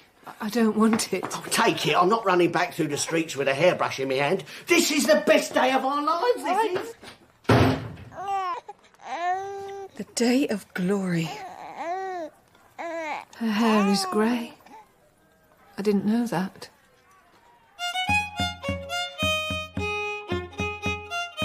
A couple of weeks later, we beat the crap out of the Prussians at the Battle of Valmy and forced them out of France. And the very day after that, listen, the monarchy was abolished and the Republic was declared into being. Yes! My darling father-in-law, what is wrong with your face? Nothing. Toothache? Sucking lemons? Nothing. Aren't you going to congratulate him? An infinite little pause, followed by silence. Danton won't have time to actually do the day-to-day work himself, now he is the leader of the provisional government. So, Camille, as his secretary, will be running the Ministry of Justice. Imagine! Imagine. I would like you to congratulate me, you know? To say the words. Congratulations. And I wish you luck. I do. Brissot and his people still have much more support than you and your friends. They are reasonable men. They will be rid of you soon enough. The lukewarm are always with us. Did Jesus say that, or can I claim the thought as my own? Well, we will spit them out. Wait and see. How is the baby, Lucille? Horace is well. He will grow up to be a free citizen in the French Republic. Oh, be happy for us, Papa, please. What do you mean you can't? You have to take a job. You can't just make speeches. We need you in the government. I can't. I'm sorry. Too dainty. Too concerned to keep your name as the incorruptible one to get down to the actual hard graft. I did not say anything about graft. Those rumours are lies. I've done nothing to be ashamed of. I know. And I suppose you have enough to do with controlling the Jacobins and your seat in the new commune. Let's not quarrel. I have no intention of quarrelling with you, my dear Danton. What are we to do with them? It would have been easier if Louis had been killed when we took the palace. Then we could have exiled her and the children. I wouldn't have exiled them. I suppose I must find some nice, quiet place to store them until we decide. The old temple tower? It's a grim place for children. It will do. We have to put the city on a war footing. Round up any royalists that have managed to stay out of the prisons. That's another thing we need. More prisons. Yes, but they must come to trial eventually. The problem is, what exactly will we charge them with? We'll need a special tribunal. You can be a judge on that. You can't avoid everything, you know. The real problem is Brissot, these Girondists. They are for the provinces and against Paris. They don't understand without Paris the revolution will fail. They're federalists. They want their own little fiefdoms, which makes them traitors, though they pose as revolutionaries. They should be our main concern. How are we to remake the world with all these enemies? We can say they're as bad as Louis. They wanted a war and they want us to lose just like him, so France can be destroyed and they can pick up the pieces. Vultures. Bring me some proof that they are colluding with the enemy. Legal proof that can stand up in a court of law. Stands, even if it totters a bit. Find that. I'll look. I will not invent. Be careful, Danton. Pragmatism can degenerate into a lack of principle. Discuss. What do you think, citizen? Nothing of interest, citizeness. We are all citizen this or citizeness that now. It's lovely now we live in a republic. Everything is organised by the government. Price controls at last. It's a pity things go so badly sometimes. 1 month there's no firewood in the city, the next no sugar. There's riots, of course, but it's all done without malice. The streets are renamed. Rue Liberté, Place de la Bonnet Rouge, Place de la Révolution. Well, some of us find it confusing. Of course, if you say the old names, you're a traitor. It's difficult to ask directions to anywhere. We're lost. They've changed the name of Notre Dame to the Temple of Reason, put a red cap on the Virgin Mother of God, and called her the Goddess of Liberty. Robespierre gets 3 letters proposing marriage week in, week out. Lafayette crosses the border. Flees, escapes, scurries. And is captured by the Austrians. Lucky man. But the army is with us. The army is loyal.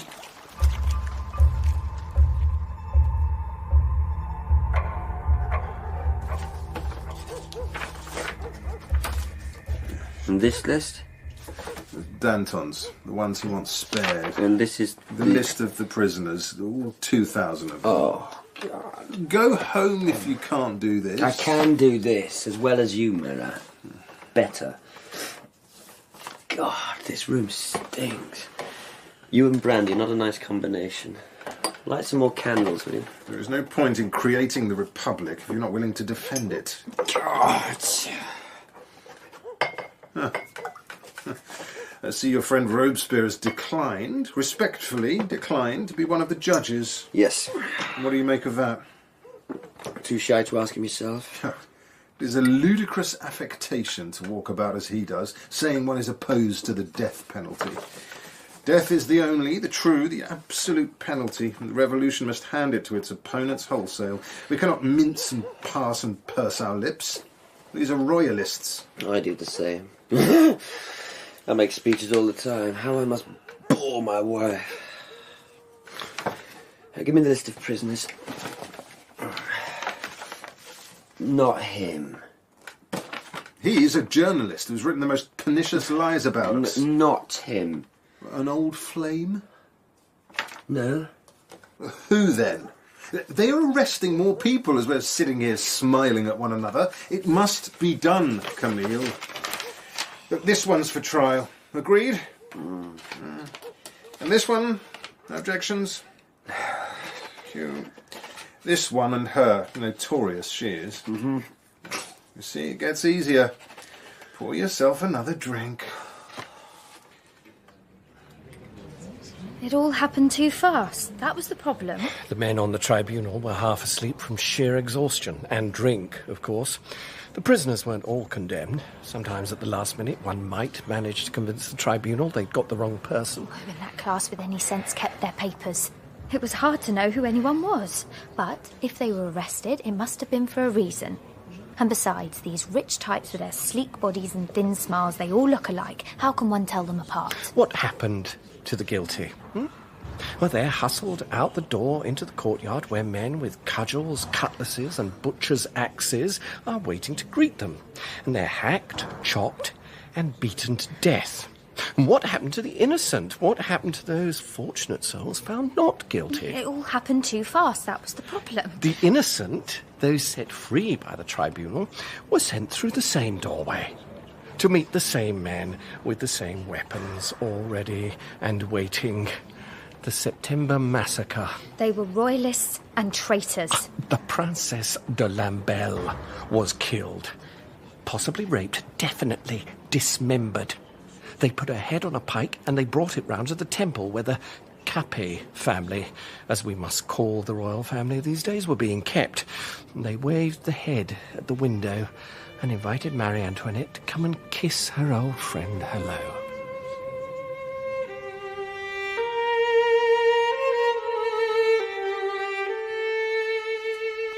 It's Citizen Danton, Citizeness. Is it? Show him in then, I suppose. Thank you, Citizeness. This way, citizen. Can someone help me get this damn coat off? I think I'm getting fatter, am I? Taller, more heroic by the hour. Let me assist you, Citizen Danton. Marie, is it? Yes. Long live the revolution. Her name is actually Veronique. Is your husband here? My husband... Oh, you mean Camille? Husband is such a dull word, it hardly seems to suit him. Will you sit down? Can I offer you any refreshments? Are you going to toy with me as you do your other admirers? Are you being ridiculous, or is it just me? No one talks to me anymore. Not frankly. Oh, poor you. Let's go to bed. No, let's not. My bed is not the most robust piece of carpentry. I would fear for it. I'm not joking. If you're thinking of Gabrielle, she understands these things. Does she? So, what news? Now the fool Robespierre has publicly condemned Brissot. We will have a tripartite war. One with the Austrians, one with the Royalists, and now one with ourselves. But that surely is Robespierre's point. The worst enemy is the one who appears to be one's friend, the most dangerous. I did not come here to discuss politics. With a woman. with a beautiful woman. I have always admired you. You admire me for being beautiful? Yes. Not for being intelligent, brave, resourceful and principled.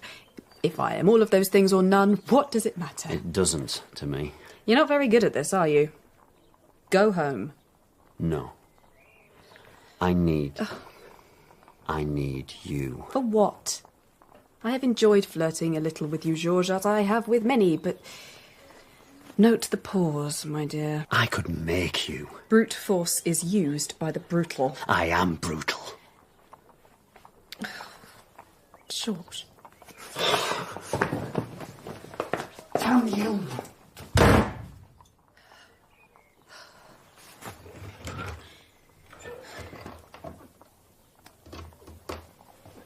I've been sleeping. Good. I'm glad. Come to the window. It's the most glorious sunset, isn't it? Don't you think so? Of course I do. It all looks lovely.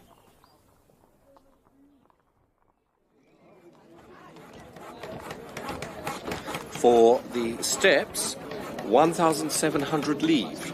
For the pulley and copper grooves, 300 livres. For the iron drop weight, 330 livres. For the rope and rigging, 60 livres. For constructing the whole, for testing it and the time spent discussing it, 1,200 livres.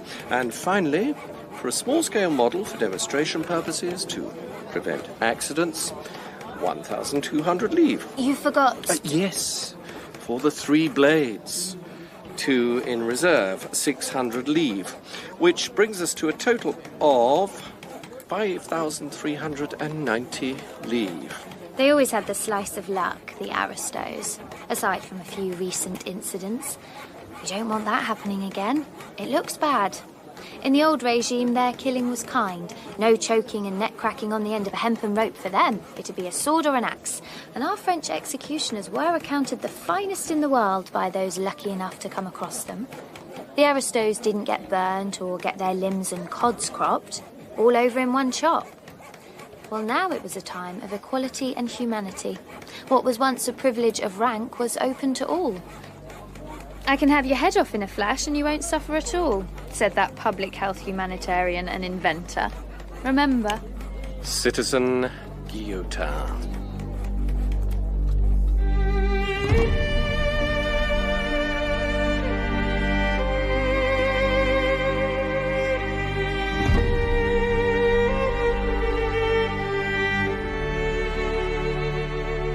In part 2 of A Place of Greater Safety by Hilary Mantel, Danton was played by Marc Stobbart, Camille by Carl Prekopp, and Robespierre by Sam Troughton. Lucille was Chloe Pirrie, Gabrielle Sarah Tom, Adele Alex Tregear, and Annette Jessica Turner. Lafayette was David Hounslow, Fréron Stephen Critchlow, Claude Sam Dale, and Marat was Chris Pavlo. The narrators are Lizzie Watts and Paul Ritter. A Place of Greater Safety is dramatised by Melissa Murray and directed by Marc Beeby.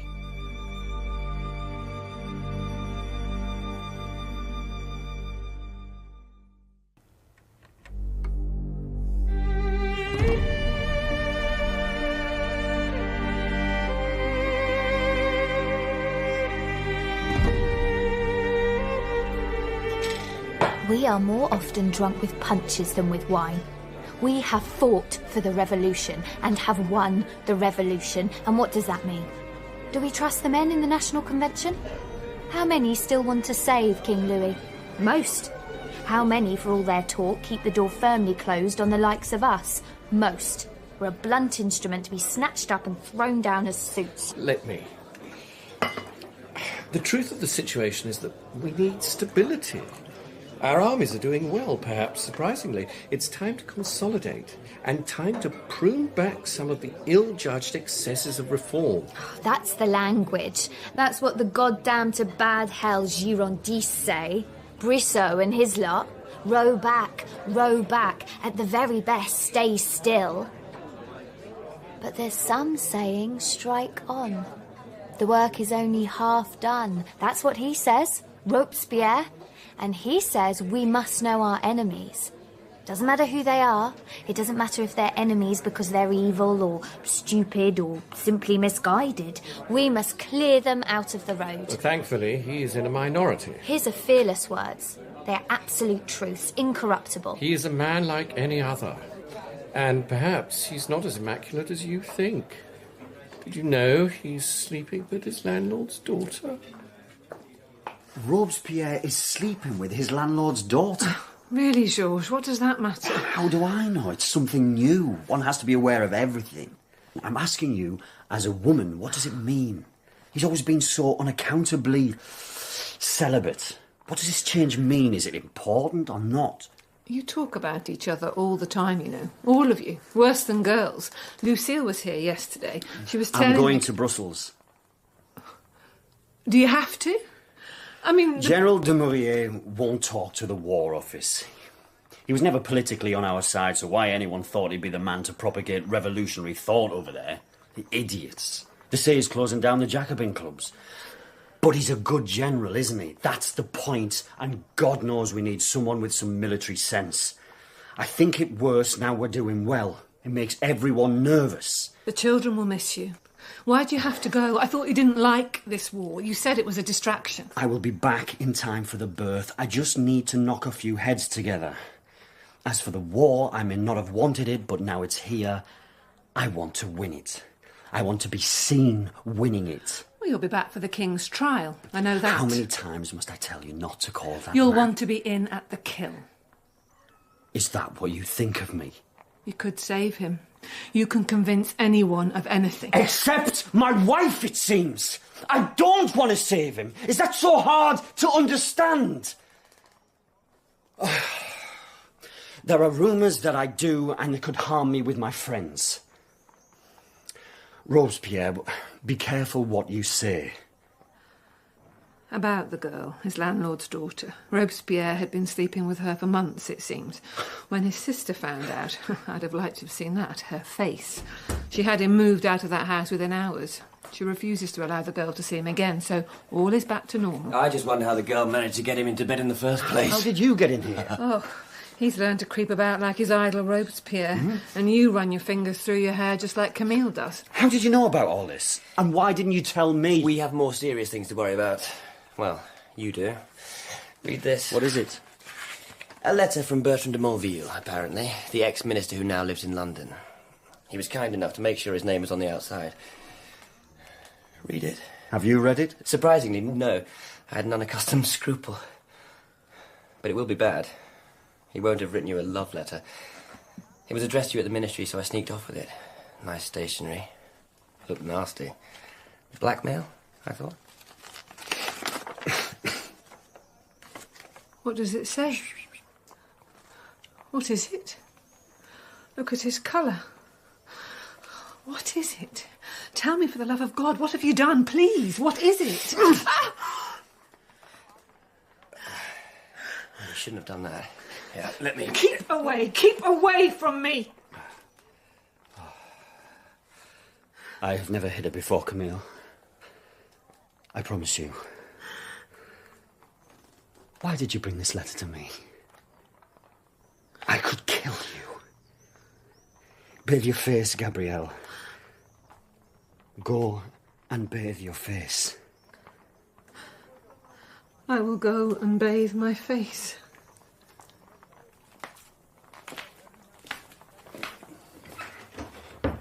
Forgive me. Yeah, I'm the same. I always apologise when they've left the room. Not that I actually usually hit women, especially pregnant women. Sorry. Morville has in his possession a memorandum of payments made to me by the British government. They will be forwarded to the National Convention if I do not save the King. You took money from the English? Is that... But why would you do that? If I did save the King, it would only weaken me. Then when I was weak, they would present these documents anyway and destroy me. They want to destroy me one way or another. It's not treason. We aren't at war with the English. Well, not yet, but it's only a matter of time. A forgery? Can we say that? It's a forgery. That's entirely credible.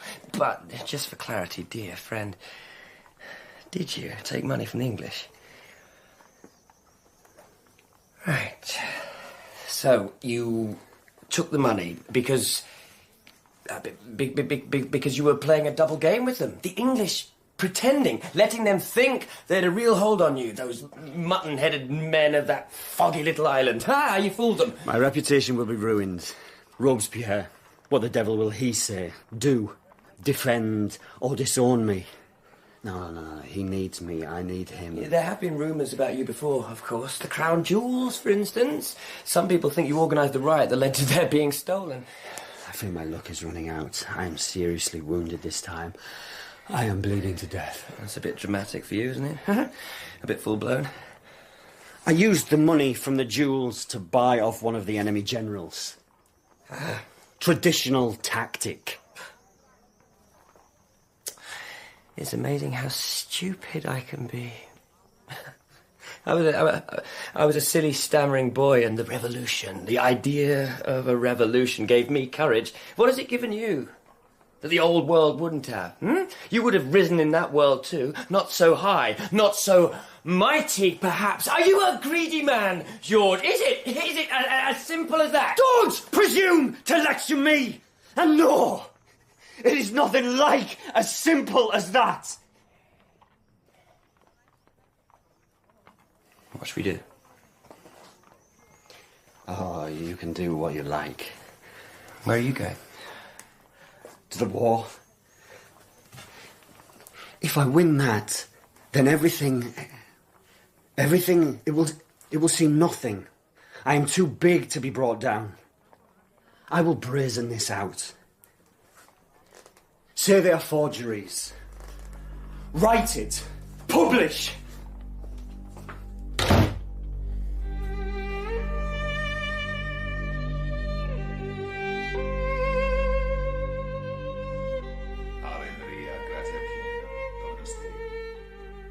It's hard to see in the room. I can't help that. There are only a couple of candles lit. The priest is with him. The king kneels. They're praying. They're praying for forgiveness. They pray for the men who will do this terrible thing. They've not even given him clean clothes. Will they bring him a barber in the morning? Or are they afraid he will spite their justice and ram his throat upon the blade? No, they are not in the least afraid of that. It will get done. The execution.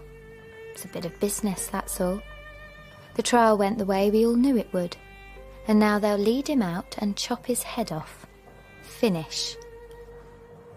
Louis the Last.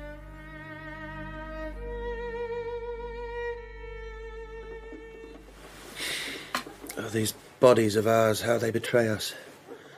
I don't sleep well. It's nothing new. You were very kind to come and see me.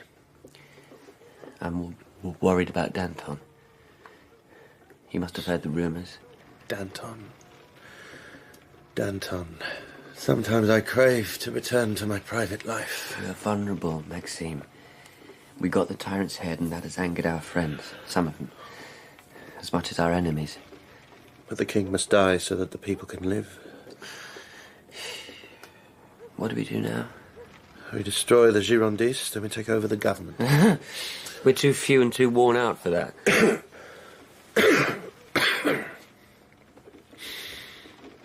I think my chest is getting better.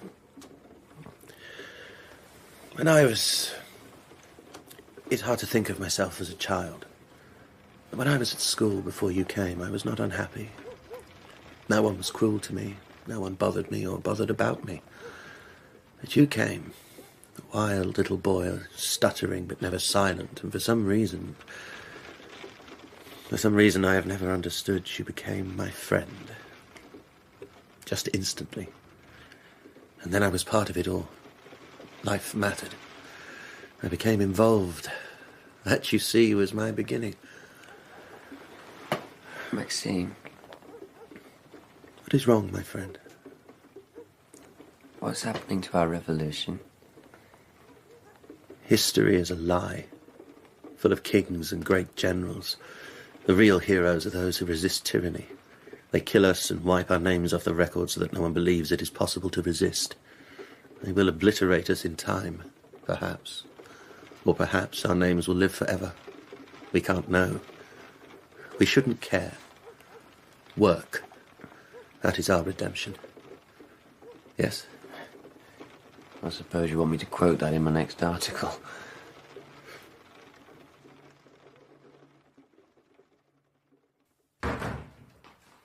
It took him 5 days to get back from Brussels. It was February. The roads were bad. The horses floundered.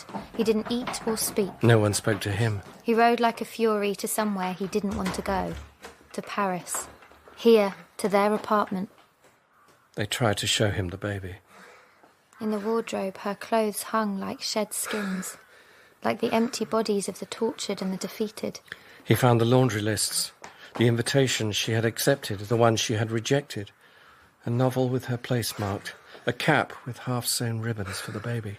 They tried to show him the baby. The scent of her hair was on the pillow. The smell of her sweat. That last sweat. He said her name. Then he shouted it. No one wanted to look at him. He went from room to room. Gabrielle. Gabrielle. He wouldn't look at the baby. We must be strong. Now, above all things, we must be strong.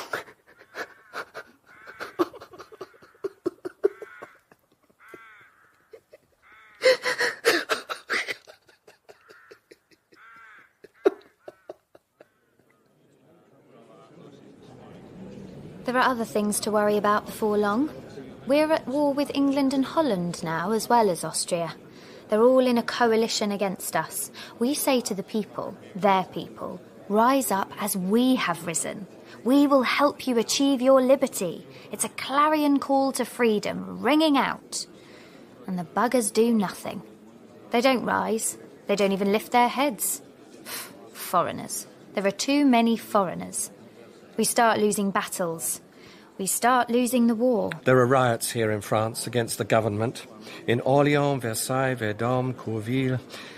What have I forgotten? The danger of opening your mouth too wide? Rambouillet, Étampes, and Lyon. I have seen our armies, gentlemen. Danton appeared at the convention. He spoke. His eyes were bloodshot.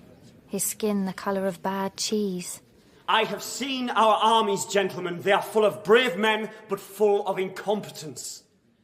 Can we win this war? All these wars? Do we have the will and the courage? He talked for 3 hours. And then went on. We need a committee to manage the military, to expedite the decrees of this national convention. We must have discipline. We cannot have liberty without justice. We must have law, an iron, implacable law. We will not permit any more massacres of prisoners as happened last September. They are entitled, all are entitled to appear before a properly constituted court. We need a central authority. Let us call that authority into being, gentlemen. Let us save the Republic. We will have a committee of public safety. From that committee, there will be no appeal. Its word is the law. We will drink the blood of humanity's enemies if it means Europe will be free. It was a little unfortunate for Danton that only weeks later, General Dumouriez, his general, went over to the Austrians. And certainly Danton's enemies, of which there were many, rubbed their hands in private glee, predicting his downfall. How did he react? He seemed hardly to care. His energy, like his general, deserted him. One question preoccupied him. How was it possible that every day he woke up and she was still dead? Well, why doesn't he come and see me? I mean, he has got to make this Committee of Public Safety work. It is our only hope. His only hope. Tell Danton that. I mean, what is the point of him establishing it and then sitting in a room and staring at the wall and sobbing? I mean, how dare he resign? Think of your throat. Let them call it a tyranny. The sans-culottes are with us. We are their servants and they are our instrument. And now is the time to raise that instrument in our hands and strike down. But Danton will marry again, we all know this. He knows this, despite his so-called inconsolable grief. I mean, how can he be so weak? Let us talk of more sensible things.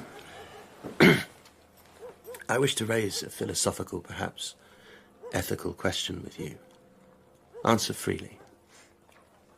Is it a problem for you that our enemies might be acting in good faith? I assume with the Girondists that they are acting in good faith. They want an easy, moderate solution, one that doesn't exist. It is all or it is nothing. We must have no more kings, no more compromises. The trouble is they do mean well, and their arguments are so seductive. You are right. You are right. They must be destroyed. I'm not saying... We must judge by deeds, not intentions. They threaten the Republic. Sometimes it is a crime to live. These men are criminals merely by the act of their existence. I have been forced to think this. Of course, it is also true that they will come for us if we do not go for them. But people must be willing to die for the sake of France. I am, you are, they must be. You are such a comfort, Camille. I will rise from my sickbed and confront them all. Everything depends on me now.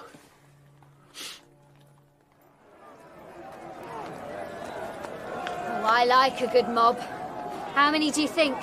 Tens of thousands? And here we are, roaring and sweating.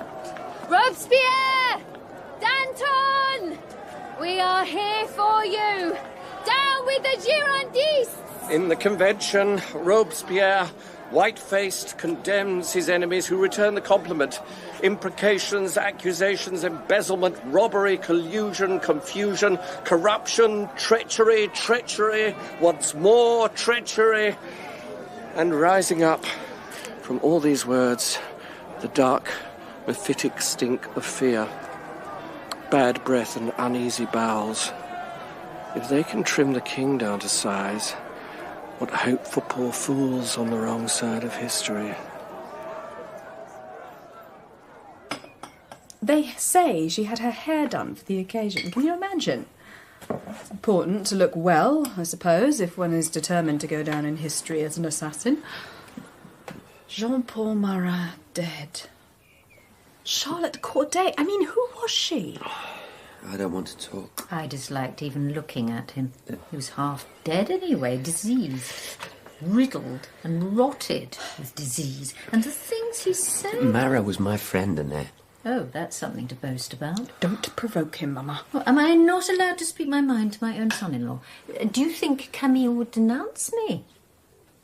Would you denounce me? Yes. Ha! She had her hair done up, put on her best clothes, connived her way into his apartment and stabbed him through the heart in his bath. He was naked. Bet that made her blush. Nice, simple country girl like her. It was the lung she stabbed, not the heart. Though I think he went through to the heart. He looked... They had to cut his tongue out because they couldn't close his mouth. They've started assassinating us. Who have? Everyone thinks it was done by Danton or Robespierre, their orders. That's not true. It's the Girondists. They've done this. He was a bit of a horrible person. I mean, tremendously good politically, of course, I suppose. Camille, look at me. What is wrong? He was the people's friend. The people don't always have the best of taste, do they? Shut up. You must learn to be more circumspect, Mamma. I will go and play with my grandson. I don't want to talk. With me, you can say anything. If I'm not assassinated. What? So suppose I'm brought before the tribunal. They won't bring you before... They brought Marat before them only weeks ago. Marat was acquitted. And accusing him weakened the Girondists. You, we, our side, have never been stronger. It is ridiculous to be afraid now. The people are with us. It was all so bloody in that room. It stank. was filthy. He looked like nothing human. I will be next. I am afraid. You are not afraid. You're tired and hungry and sad, of course, but you're not afraid. Citizen! In the end, all's well. Paris wins the day. Citizen! We win. Brissot and the Girondistes are expelled from the convention. Titanic struggle, but they're gone. Some 70 deputies protest and they're packed off to prison. The board is swept clean. Now everything that was promised will be performed. Reformed. The people's future is ours to make. We have only to win the war against our enemies without and silence our enemies within. Citizen Danton, if you will do me the courtesy. What can I do for you, Maxime? I have not had the opportunity to congratulate you on your recent marriage. Thank you. It must make your children happy to have a new mother. I suppose it must. Are you still ill? We look like old men, you and I. You must return to work on the Committee of Public Safety. It's not the kind of thing I do well, committees and such. You know that. Perhaps you don't enjoy it as much as you might, but that is not important. I will support you, or anyone who has your approval. You want to be the idol of the convention. You want to make your fiery speeches and bask in the applause. Exactly. And when I'm not doing that, I like to be with my new wife. I am tired. I'm tired of that anyway. You have no right to be tired. You should take up with that landlord's daughter again. Don't be afraid of what your sister says. Live like a man. I will put the names of good men, good friends, forward for election to the committee. I will take all responsibility. Knowing that I have your support, perhaps I myself might be elected. Thank you for your time and for this conversation.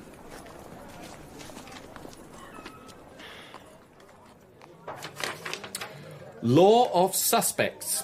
So suspects are those who have in any way aided tyranny, royal tyranny, Brissot-style tyranny, who cannot show that they have performed their civic duties, who do not starve and yet have no visible means of support, who have been refused certificates of citizenship by their districts, who have been removed from public office by the convention or its representatives, who belong to an aristocratic family and have not given proof of constant and extraordinary revolutionary fervor, or who have emigrated. And, of course, their families, close friends must be examined as well, workmates, neighbours, oh yes, neighbours who haven't denounced them. So, on reflection, they're not so close friends as well, perhaps. They must at the least be investigated. So what do you say to that? The price of bread is stable. We eat every day something. They've changed the names of the months. Vendémiaire, Frimage, Germinal, Floréal, Ventose and Messidor. I forget the rest. And the days of the week, they've changed those as well. Now, add to that all the place names being altered, all the streets renamed. Frankly, we don't know where or when we are. Is that exciting or terrifying? They took the Austrian from her cell and executed her. That's all you're going to say about it? The death of the Queen? Hurrah! I'll say that. That's all that needs saying. You tell me something, some detail. I was in love with Mary, Queen of Scots once, did you know that? She was so gallant, walking bravely to her execution. I used to imagine my head on the block. But what was our queen like? I mean, the she-tyrant. She wore plum-coloured high heels. Everyone knows that. What did she say? Did she curse us all? Did she say something that would mark her place in history? Some grand address to her people? She stood on the executioner's foot by accident. She apologised to him. Those were her last words. You weren't there? No. You don't think you should have been there? After all, you're responsible, aren't you? What do you mean? Well, it's a bit pathetic, isn't it? A man like you being afraid to go to an execution, fainting at the sight of blood, or more than pathetic. Oh, look how thin you are. How tired you look. Will you storm out of the room, will you? I've offended you, you coward! What do I have to say? Just quarrel with me, for God's sake! I couldn't have gone anyway. I had to go to court. Court? The Revolutionary Tribunal. I had to give evidence. They are courts still, even if they were established by the Committee of Public Safety. They are the law. Oh, and you trot along. I don't say one word more than I must. I tell the truth. I don't lie. These are stern times. They are traitors. Most of them. Good for you were guests at our wedding.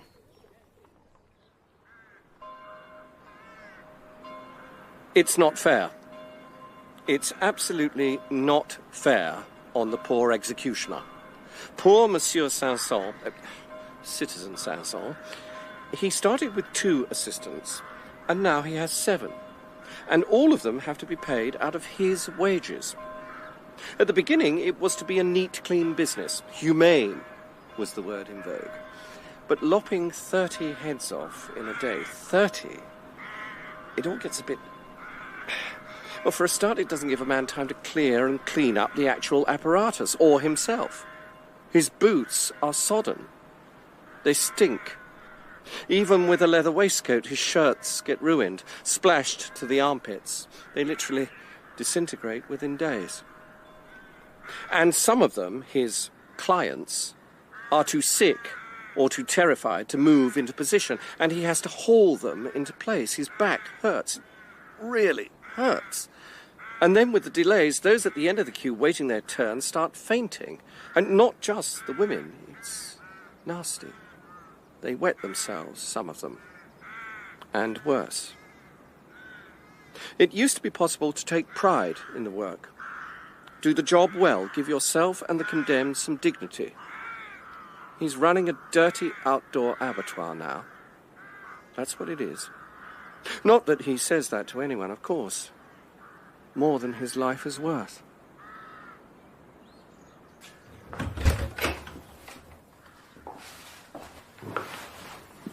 Is he asleep? I don't know. He tells me he doesn't know either. Waking and sleeping, he's in the same inescapable place. Poor boy. To have you stroke my hair. How comforting. Keep doing that, and I might sleep. Real sleep. I think perhaps the time of comfort is over. Tell me. Tell you what. What I've been doing. Counting. 20,000 people. You want the names? Friends and enemies. Acquaintances. I love it when... I love it when I don't recognise the names. When it's strangers who are accused. I don't have to think about them. Except, of course, one does. Besides, aren't they real people too? I went to Robespierre. He agrees absolutely. The terror must end. Of course, to do that, certain people must... First, they must be dealt with. That's what he said. What do I say now? Did he mention my name? Not in that context, of course, but in any. Well, he can't touch you. He always asks after you, George. Always. He's not interested in these rumours about financial irregularities. I don't honestly think he is. Of course he worries. He and Saint-Just both worry about a coup. Oh, Saint-Just. A man made of ice and air. Oh, I shiver when I see him. Do you know how close he and Robespierre have become? How extraordinary to find ourselves here. I think you should go and talk to him. To say what? You could reassure him. You left the committee in his hand. Take it back from him. Why don't you do that? It's simple. I can't.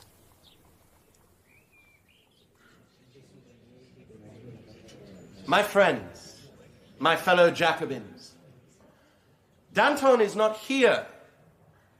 Danton is absent, so I will speak for him. But first I will address him with your concerns. Danton, they accuse you of having emigrated, left your people, the people, Gone off to Switzerland or some strange place, laden with the spoils of your corruption. Now, some people even say that you were at the head of a conspiracy to enthrone Louis XVII, the little Capet boy, on the understanding that you were to be regent. Now, gentlemen, he says this at the Jacobin Club. It's important to listen to what he says, the general gist and the precise phrases. It's also important to listen to what he doesn't say, the pointed pauses, the deliberate evasions. It's important to look for subtext and context. It's important to calculate in the light of what he has said, what you should say in reply. And while you are thinking this through very thoroughly, I advise you to cheer. Cheer wildly. By Robespierre's side, watching every face and noting every word, stands his new friend, his dear disciple, his white shadow, neat as a knife, Saint-Just, the handsomest man in all of France. I always say you make the most delightful coffee. Thank you, Maxime. And how is my little godson Horace? May I see him? He's well. But may I see him? What do you think he will be? A writer like his father? A lawyer like me? I don't know. Are you angry with me, Lucille? Is there something troubling you? I could not be happier. I told him not to publish it. He's a foolish boy not to listen to either of us. We must protect him from himself. We know his rashness, his enthusiasm, but there are others who are less forgiving. I told him not to publish. Oh, Maxime. Drunk? You drunk again, Camille? Come. Let's go for a walk. Ooh. Who are these fellows? 3 bodyguards now. 3? Imperial. Soon, Maxime, you'll be borne aloft in a covered litter. Relays of grateful citizens vying for your... Madman! Did you write this? Was a citizen popular? He might start a faction. Suspect. Did he try instead to retreat from public life? Suspect. Are you rich? Suspect. Are you, to all appearances, poor? You must be hiding something. Suspect. Are you melancholy? The state of the nation must upset you. Suspect. Are you cheerful? You must be rejoicing at national calamities. Suspect. Are you a philosopher, an orator, or a poet? Suspect. Well done. Well remembered. Yes, I think that is pretty much the gist. How could you? How dare you? Don't be disappointed in me, Maxime. Writers always recycle and reuse. I know it's very like the speech I made before we stormed the Bastille, before we brought down the old regime, but I have rephrased it. It's not exactly the same. The language is more pithy. Pithy. Lovely word. Why are we outside? Don't we want to be overheard? You're not a fool. You know what our enemies will make of this. Which enemies? We have an embarrassment of enemies. I'm not sure that I'm not one of them myself. Are you mad? Stop the terror.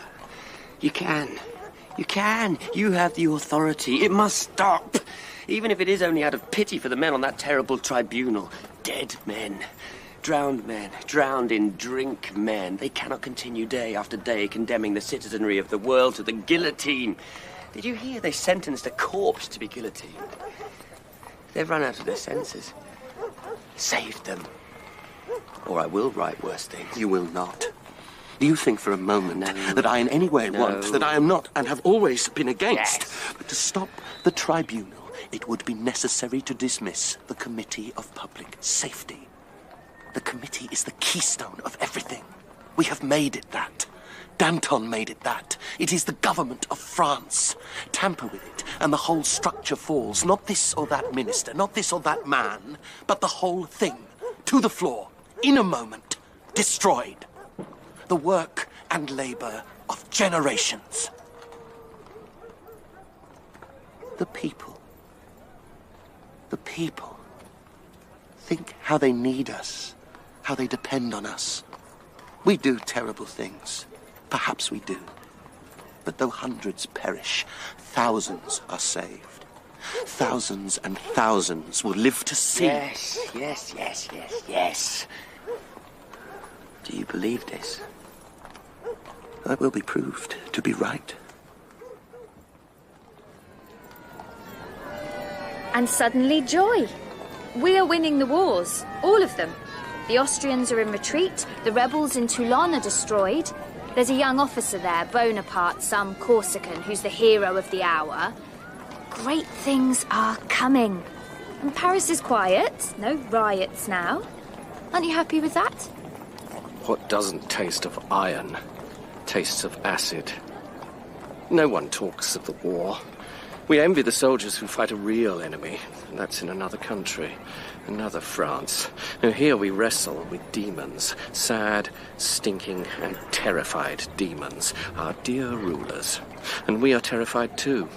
And when we feel that pressure in the head, that weakness in the bowels, off we run and denounce our husbands, denounce our wives, denounce our parents, and for a moment there is peace then. For a moment we are emptied of everything. But then it starts. Then it starts again. Terror.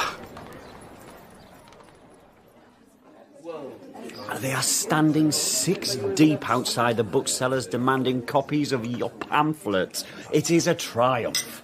I should have warned Robespierre. You did warn him. 20,000 suspects. It's madness. People are sick of the killings. And he warned me not to write anymore. A committee of mercy. Clemency is also a republican virtue. A declaration of the rights of man, no provision for imprisonment on suspicion. Those were brave, those were necessary words to write. I would wish you all a Merry Christmas, or is it called something else now? Where is Papa? Home, with a headache. What a man he is for headaches. There's a positive epidemic of them among the gentlemen. Georges, would you do me the favour of finding me another drink? You can't ask him that. It would be my pleasure. Firstly, let me say bravo. Well done. I am so proud of you. It was an act of enormous courage to write as you did, you idiot. Thank you. Do you think you're immune? Do you think he will protect you? He'll see this as a betrayal. You will make my daughter a widow and my grandson an orphan. You put your head on the block, fine. It's over in an instant. What will her life be like then, huh? Did you think of that, you selfish little bastard? You don't understand. There's a thaw in the air. I know Robespierre. His ideas are wonderful. No one has such a clear idea of what the future should be. He wants the terror to end. Who could want it to continue? Danton will protect you. Actually, I'm sick of them both. We are honoured to have so illustrious a guest. On average, that my followers are fatter than yours. I win by weight, if not by numbers. A humorous remark. Do I take it from that you are nervous? They say dogs begin to resemble their owners. You will turn France into a mob of wizened, wicked children. That's what you look like these days. For the good of the nation, I am prepared. You think you've broken him? By dragging Camille in front of the Jacobin Club last week and reproving him like a naughty boy and making him stutter and cry. You think you've broken him. You think you've won. You imagine that I'm exhausted. Actually, I am exhausted. But there is one more blast in this decaying volcano. Good. You will speak tonight. He laughed at you afterwards. Of course, people do rather suspect the exact nature of your very evident affection for him. In what way? The men he likes are large, masculine men, ugly men, even. Fathers of families, men not available to him. Not you. Humorous and drunk. I hear you've taken that up at last. Drinking. A little crack in that incorruptible facade. We have serious matters to debate. Do we? Isn't this all flim-flam? A tired little shuffle when the cards are already marked? The safety, the very survival of the country is at stake. A patriot is willing to sacrifice anything, anybody, his wife, his child, for the sake of the nation. What a piece of clockwork you are. You don't have a wife or child. What did God leave out when he made you? You don't believe in God. I do. I believe in divine providence. Listen, old friend. Listen. We have suffered and we have caused others to suffer. That is true. Our cause is the highest, the noblest, but we can be led astray. Have I been led astray? Tell me. Do not be afraid. Tell me. Should we abandon the committee? Should the convention be dismissed? If things have gone too far, be our physician. Name your medicine. My friends are being arrested. Write down the names of your friends, all your friends. That will secure their safety. You are my friend. I will write your name first. Some people have been falsely accused. Innocent people have been executed. I admit that. Oh, your festivals of reason. Your immaculate visions of a perfect world. We don't want a perfect world. We want this world made better. We want Earth, not heaven. We? Who are we?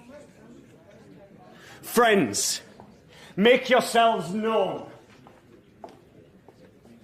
It is a mistake to walk away from me.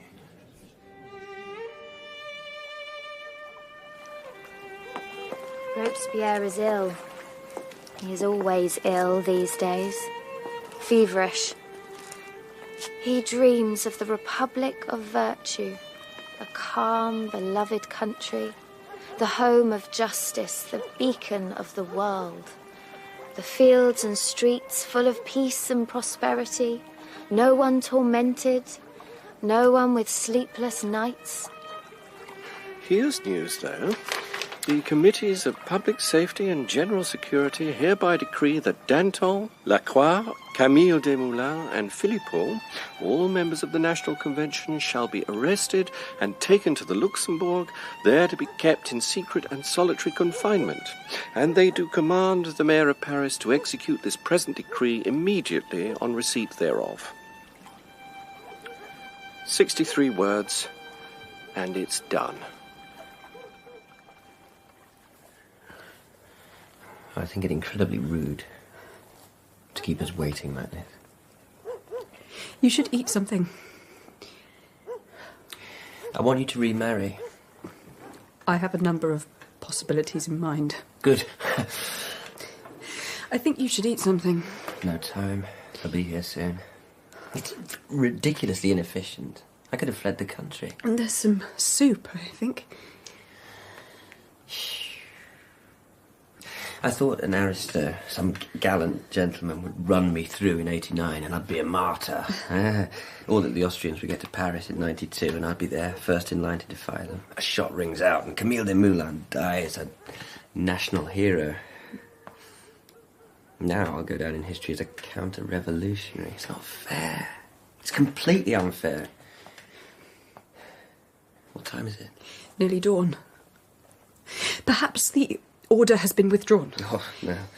Don't let's be foolish. This is a serious business. He protected me as long as he could. Who? Robespierre. I call him that now, which is strange. Maxime. My friend Maxime. I hope he did try to protect me. Robespierre, the moderate man. You are the only person in the world to believe that. I hope not. I hope he believes that still. What do you want me to do? I want you to save yourself. I want you to save the child. I want you to remember me with affection. Affection? One doesn't like to be selfish at a time like this. I would, of course, like you to die of a broken heart if the worst were to happen. It won't happen. That is the first foolish thing I've ever heard you say. Your hands are very lovely, so warm. Thank you. Oh, I can't bear to hear them hammering on the door. It will wake the baby. Oh, don't go. I'm glad I haven't eaten. I think I feel sick. Stay here. As your husband, I command you.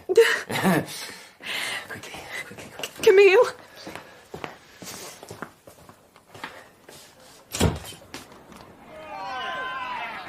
Go home, friends. Go home, citizens. Long live the revolution. You can arrest me. There is no need to disturb my wife and child. Arrest the traitor.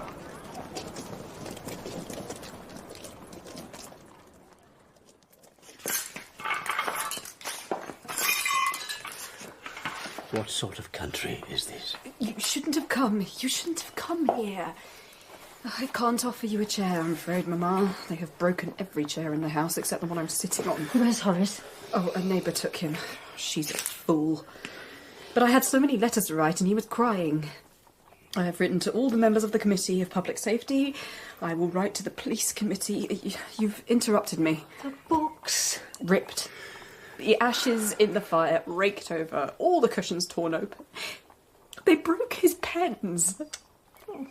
I am going to see Gabrielle. I mean, this new Mrs. Danton. We will go and plead for their lives. Come home with us. No, you must keep your distance. You must go away. Take the child if you must. You must take him. You must go. I will go to see Maxime. I will go and see him soon. Oh, do you think it helps looking at me like that? At the National Convention, Saint-Just, that very cool customer, reads his report on the Dantonist conspiracy. His tone is measured. His cravat is immaculate, unusual in these days. Everyone stares at its white folds as though mesmerised. They watch him make word after word with a mouth that seems indefatigable. No one is restless. Everyone pays the closest attention. There is a little colour drainage, a few choked coughs, but the men bear it well. They bear it in silence.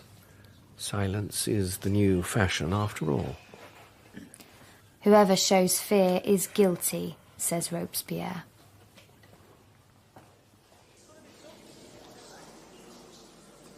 Does he never look up? He's writing to his wife. He writes to her twice a day. I must have copies of those letters. Yes, citizen. He looks quite well. Well, they often do at the start. They write speeches they plan to make before the judges. That keeps them entertained. We've kept him in solitary, as instructed. Are you going in, citizen? No. I cannot make an exception merely because it is Camille. I just wanted... He can't see us, can he? No. But I'd keep your voice down if you don't want him to hear you. I'll leave now.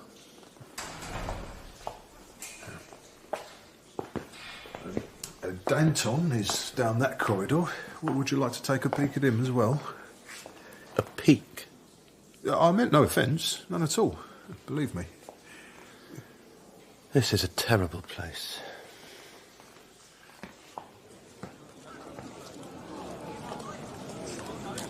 They were charged, the men on trial, with corruption, counter-revolutionary activity, making overtures to the enemy, accepting bribes, and so on.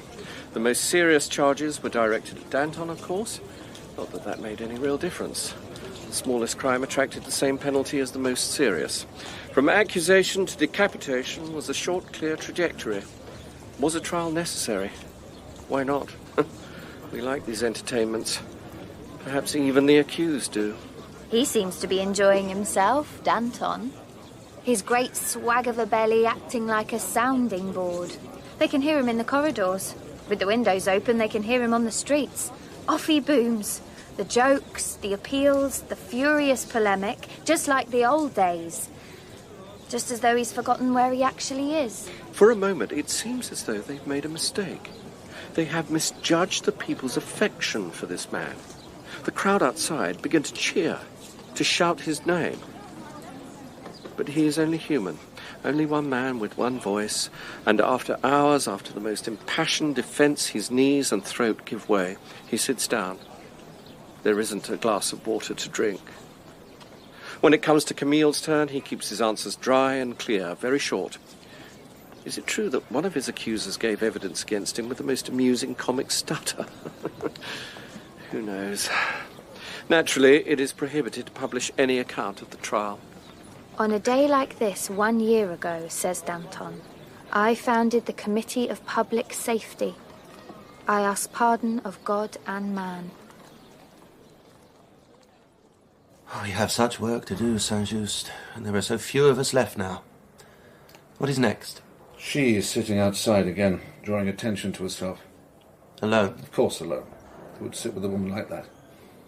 What does she expect me to do? I can do nothing. Will I have her removed? She is the mother of my godson. Where is the boy? With his grandparents. Well, I will see her. Lucille Desmoulins, 1 minute. Maxime? You may sit down if you wish. You must save him. He is your dearest friend. He is my dearest friend. No one has meant more to me than him. But if the revolution finds him guilty, then he is guilty. He is guilty of nothing. Are you taking notes? He is. It is how business is conducted. We will go anywhere. We will go to London. To America. With Horace. With your godson. His child. My concern must be with all the children of the Republic. Tell me what I must say to persuade you. Teach me. I'm willing to do anything. It is painful. It is inexpressibly painful for me to lose him. Tell him that. Tell him that as a man I forgive him, but as a revolutionary and a patriot I bow my head before the judgment of the people. This breaks my heart. Tell him I will find the courage to go on. Tell me, Maxime. Are you a monster? We can spend no more time on this. Leave us, citizeness. No, I beg you. I beg you. Leave. Maxime, think. She will go round the town talking of this, spreading calumnies. I think we should have her arrested. Do it discreetly. I do not want Camille to hear of it. I don't want to add to his distress in these last days. Her trial can take place in a couple of weeks, perhaps. After. I think that a wise move. And there will be no eulogies for him, no mention of him at all in the newspapers, and no one is to say his name to me again. Is that understood? I will do my mourning in private.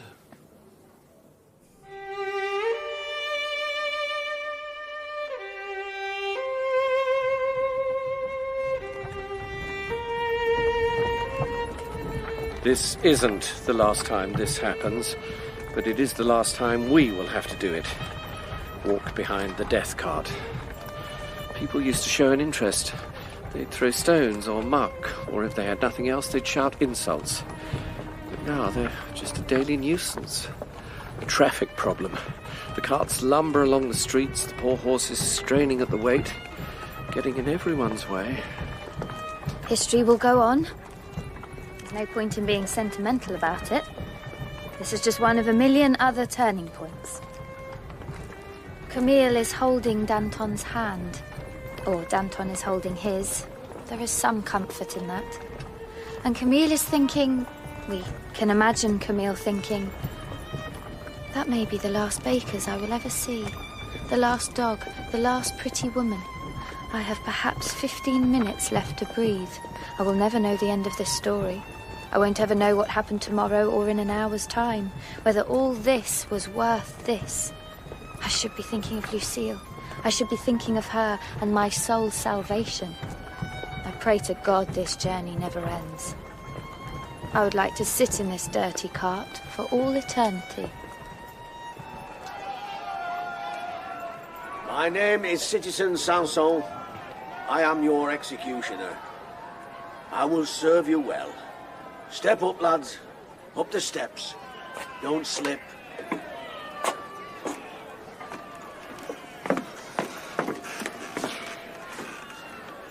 I am 35 years old.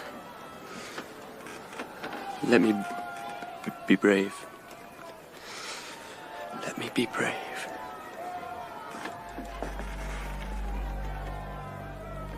Show my head to the people after. Let us look at one another one last time.